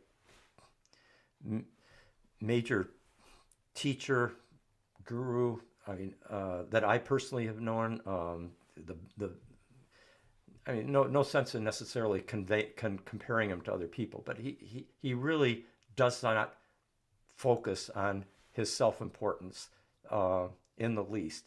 And I think that has perhaps slightly obscured from him the role of his, that he actually has played in, and the importance of the relational matrix for these deep, powerful experiential therapies.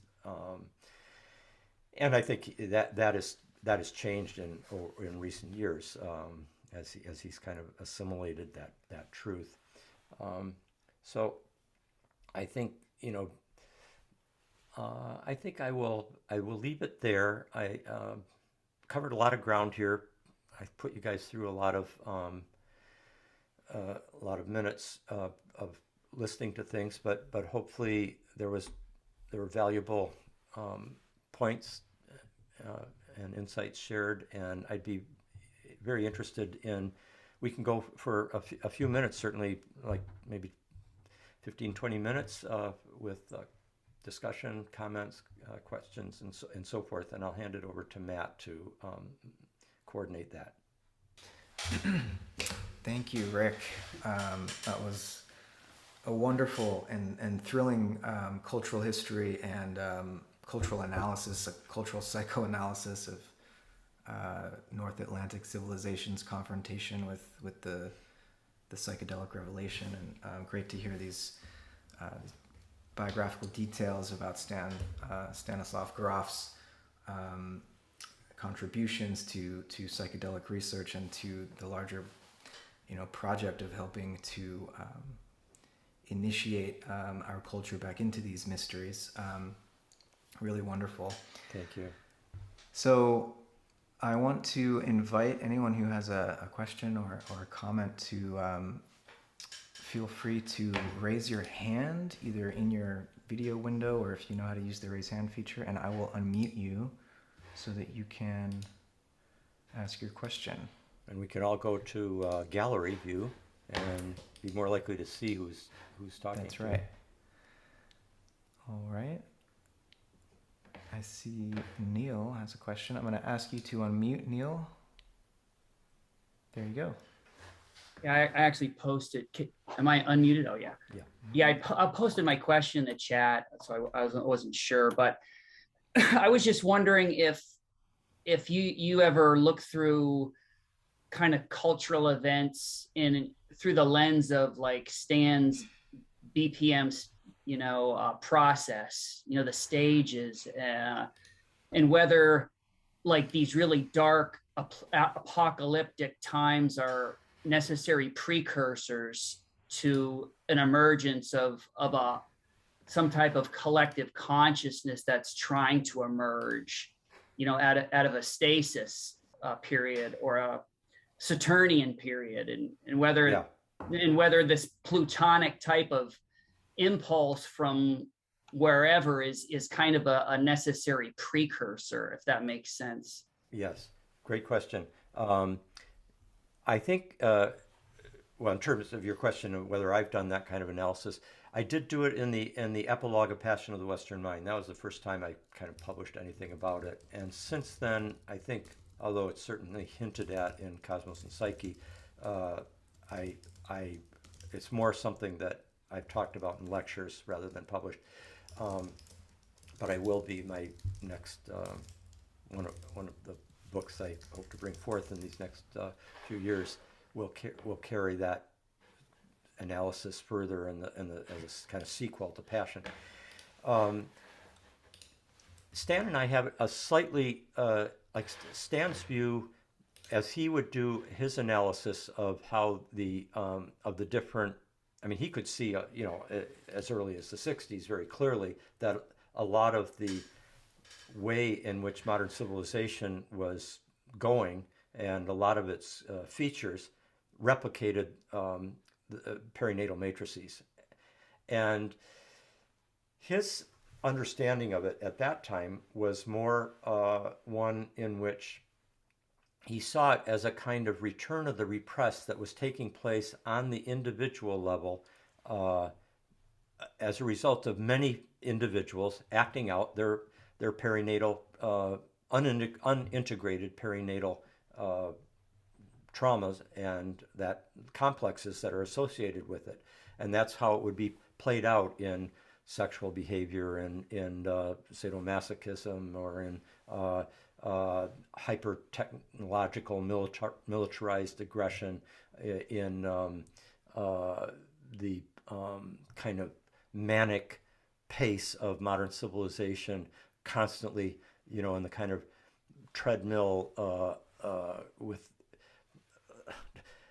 wanting to get out of where it is into the future, but not really not really knowing where it's going, and having a very shallow field of aspiration. Many other qualities that he would point out: the pollution, the amniotic situation just before birth, and there's not enough room, the claustrophobia, many other things like that. And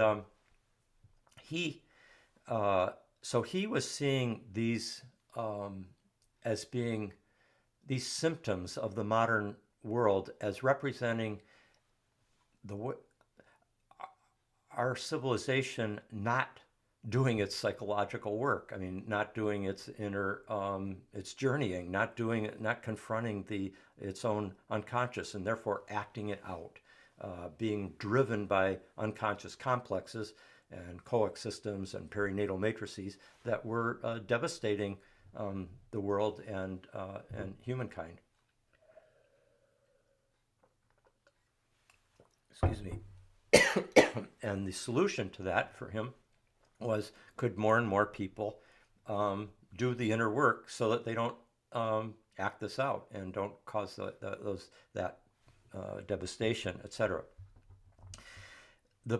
What I brought in this is 1989 that I finally wrote about it in what became the epilogue of Passion of the Western Mind. It was originally a paper for the Philosophy and the Human Future conference in Cambridge,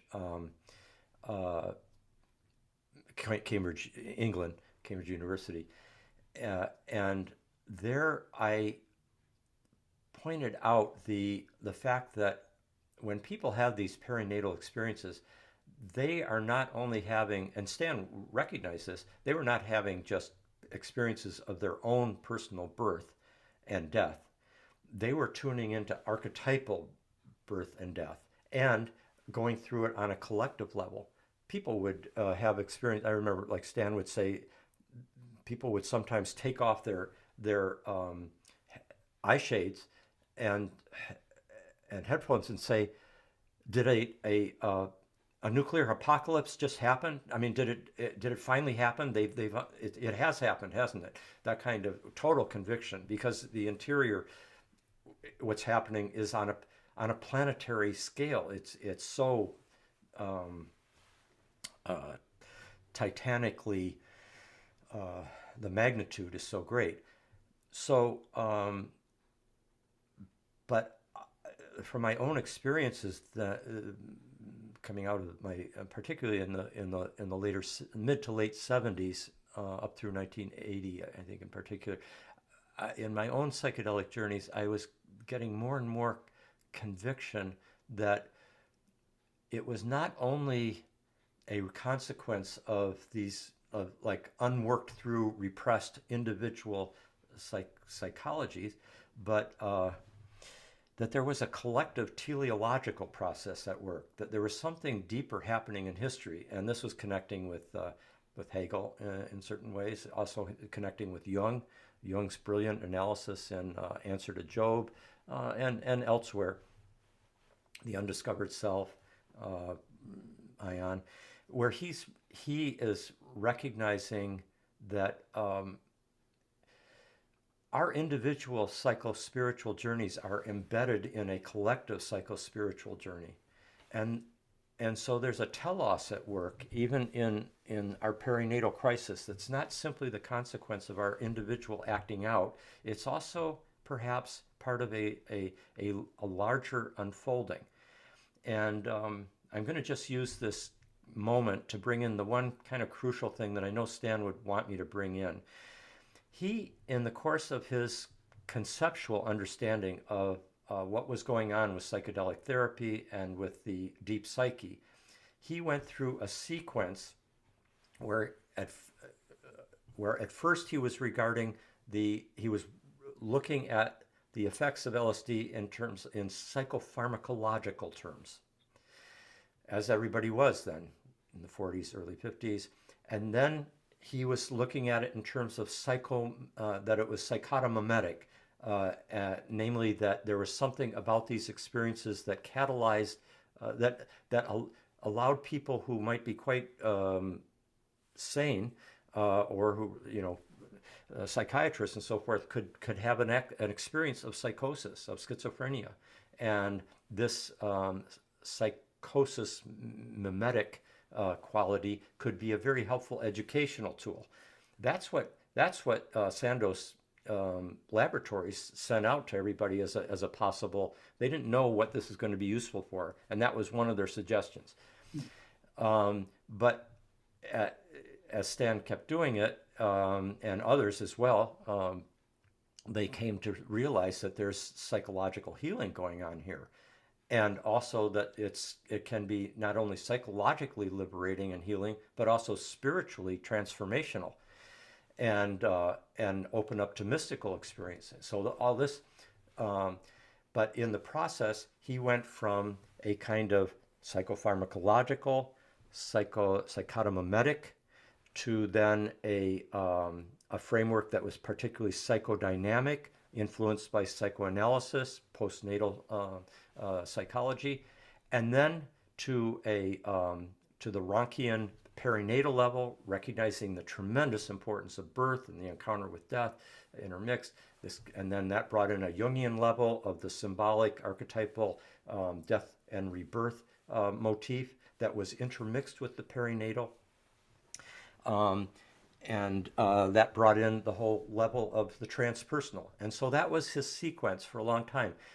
But in the course of the 90s, already in the later 70s and 80s, but it became more articulated in his mind in the 90s, along with, he and I were teaching year after year, many different like courses and seminars at CIS, Esalen, Pacifica, and places in around the world. And he came to see the archetypal perspective as being the one that is in some sense supraordinate to this, and which draws on Jung, draws on Hillman. He really liked Hillman's focus on the archetypes. And the fact that these archetypes proved to be connected to the macrocosm, to the planets, something that Jung was alert to and writing about and practicing, but wasn't widely known or practiced. The fact that these archetypal forces and powers and gods and goddesses were somehow systematically and synchronistically connected to the movements of the planets and the cosmos itself, and the fact that we were discovering this at the same moment that the outer planets, which are crucial to the connections here, were being discovered.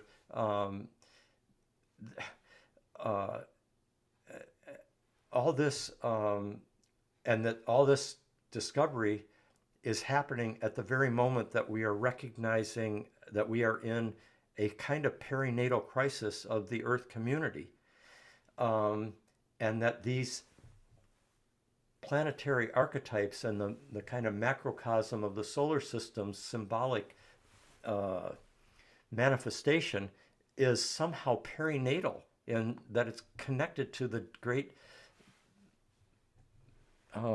structures and powers of the death rebirth mystery, seemed very suggestive about what's going on. There's something more going on than we realize, than we can realize, and that was so.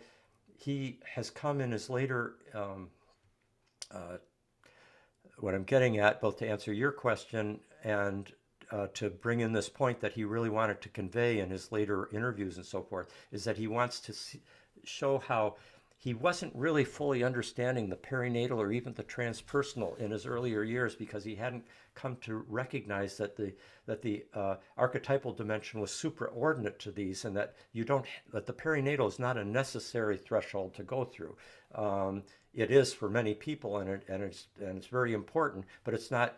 But the archetypal, a person, depending on their level of, like, what sacred medicine they're taking, what level of their consciousness, what context they're in, where they are in their personal journey, all those can shape their experience in a way in which the same archetypal dynamics, which are somehow predictive of the quality of experience, are not. Isn't necessarily predictive of, are you going to have a perinatal session? Are you going to have a biographical psychodynamic session? Are you going to have a totally transpersonal one in which you're undergoing the collective transformation of humanity, or death and rebirth of our species, etc.? All these are he came to see as, in some sense, informed by the archetypal dimension, and I think this has led to a shift in, like, recognizing that there's more of a telos at work, rather not just return of the repressed in our collective crisis. Okay, that took a little long to say. I'd be much briefer with the responses from now on. Thank you. Yeah, but you allowed me to bring in 2 points that I actually knew I should from the beginning, but didn't know if I'd ever get to it. Okay, Matt, I throw it over to you for, maybe we could take, for those, look, everybody has been on a long time. Please feel free to sign off and get a good night's sleep. But for those who want to hang out for another 10 minutes, I see Tom Purton has his hand raised. Yep, or maybe that's Laura. Looks like Laura. Go ahead. Oh, I have to unmute you. Hold on a second. There you go. Hey, Rick. Yeah, this is Laura. Hi, Laura. You've got a new name there. Yes. Yeah, the whole house was here for your talk. So thank you very much for the rich history that you shared. My question has to do with the field of psychedelics, especially as psychedelics move closer to legalization, and how we're seeing more and more companies coming into the space, trying to capitalize on the potential finances in terms of lots of clients and the money involved. So I'm curious how you might see Stan's legacy and really all of depth psychology developing, especially as psychedelic medicines move potentially towards corporatization and medicalization. Yeah, great question, and it's a huge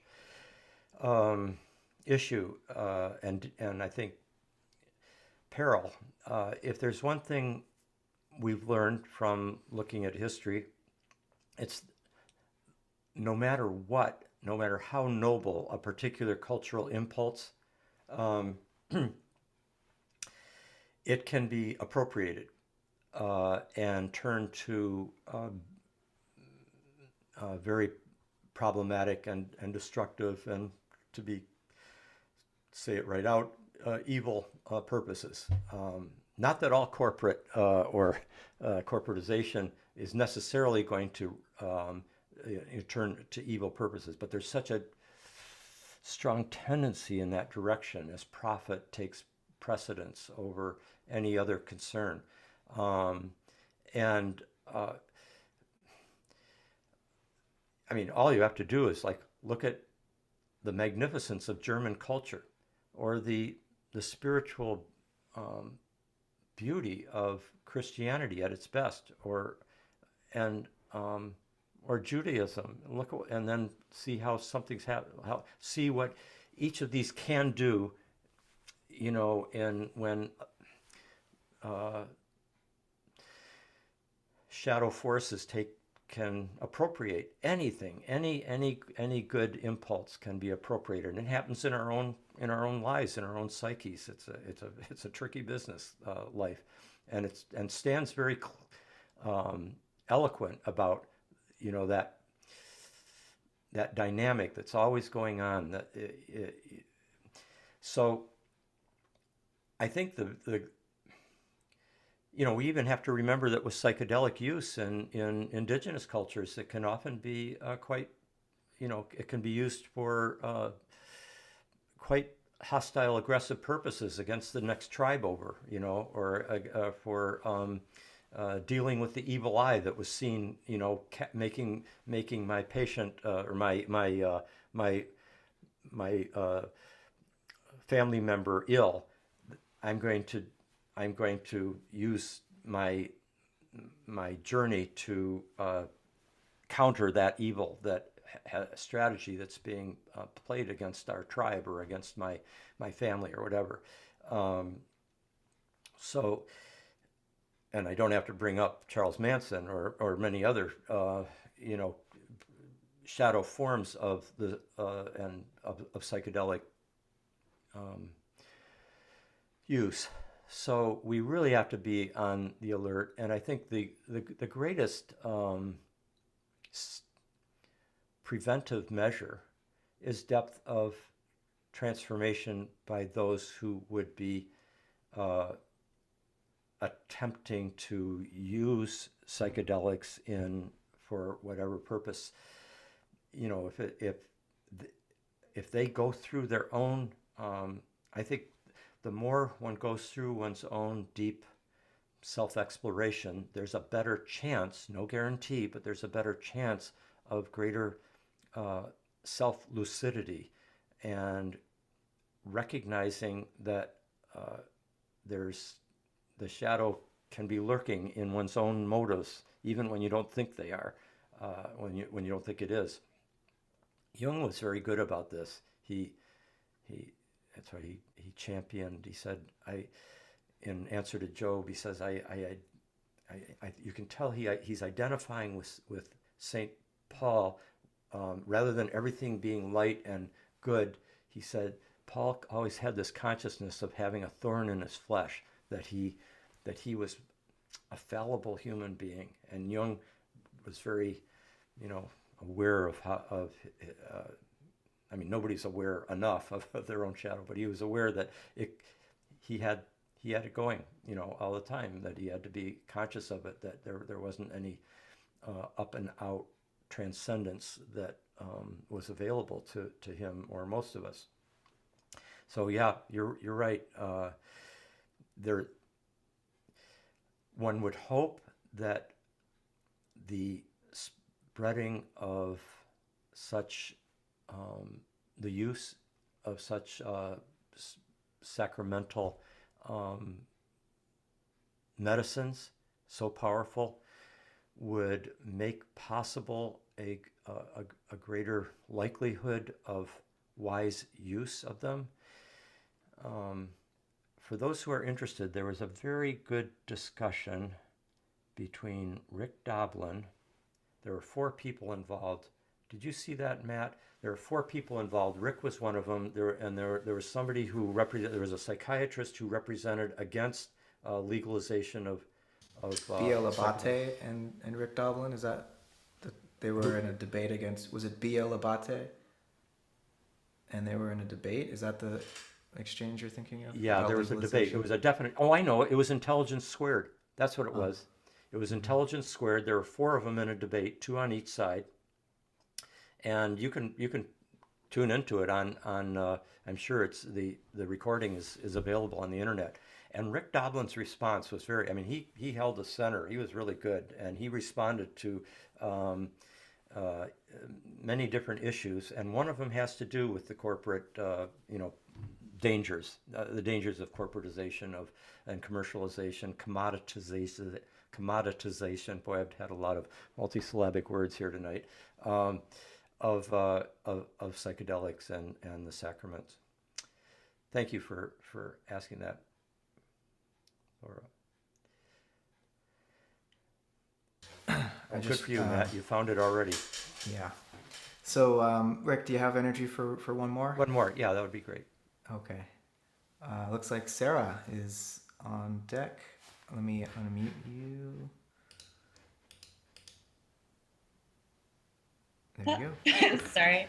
I'm just curious how Stan Grof is doing. I know a few years ago, I think we were going to have a holotropic breathwork session at CIS, and there was some things going on, and whatever is, a lot to be shared publicly, but I'm curious more of like the personal of where he's at, because he wasn't with us tonight. Great. Yeah, I'm happy to be to share how he's doing. So what happened in I think it's 2021 now. It was about 2 years ago, 2.5 years ago.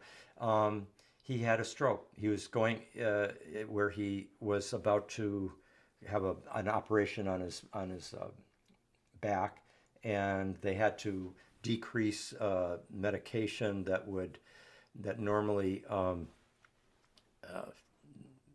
creates a particular blood condition that's when the stroke took place, just before the operation was going to happen a couple days later, and that it was an unfortunate thing. And for a while he went through a whole period of, I mean, he stayed and still is, fortunately, completely lucid, healthy, and in his good humor and good clarity.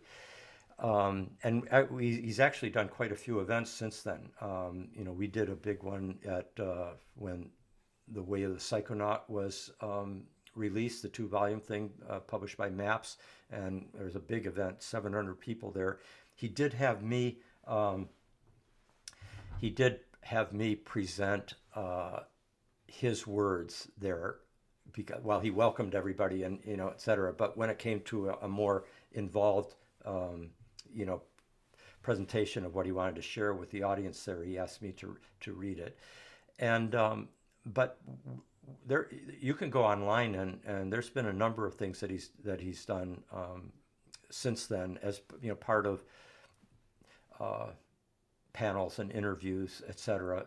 And Brigitte, his wife, is and if I'm there, as well. We can pretty much always tell what name The only problem is that certain words aren't available to him. It's just like the vocabulary access has been diminished. And for a person who, knew 10 plus languages, ancient and modern, that's pretty, and could be so articulate in English or German or Czech, or, knew Latin and studied Sanskrit, knows Greek. I mean, it just has been a challenge. Although he did kind of enjoy the adventure of watching the language kind of disappear on him, or languages, and then start coming back almost in his own biographical order of first getting, Czech, and then starting, getting it coming back in pieces. So he's still doing really well, and we just, Lily and I and Brigitte were all working with, as he's starting to kind of dismantle his home here in California after so many years here, but he's now living with Brigitte full time and kind of very nicely protected by her during the pandemic and so forth in Germany. He's 90 years old, and just doing well. We're in frequent contact, and I should say that I know he's going to.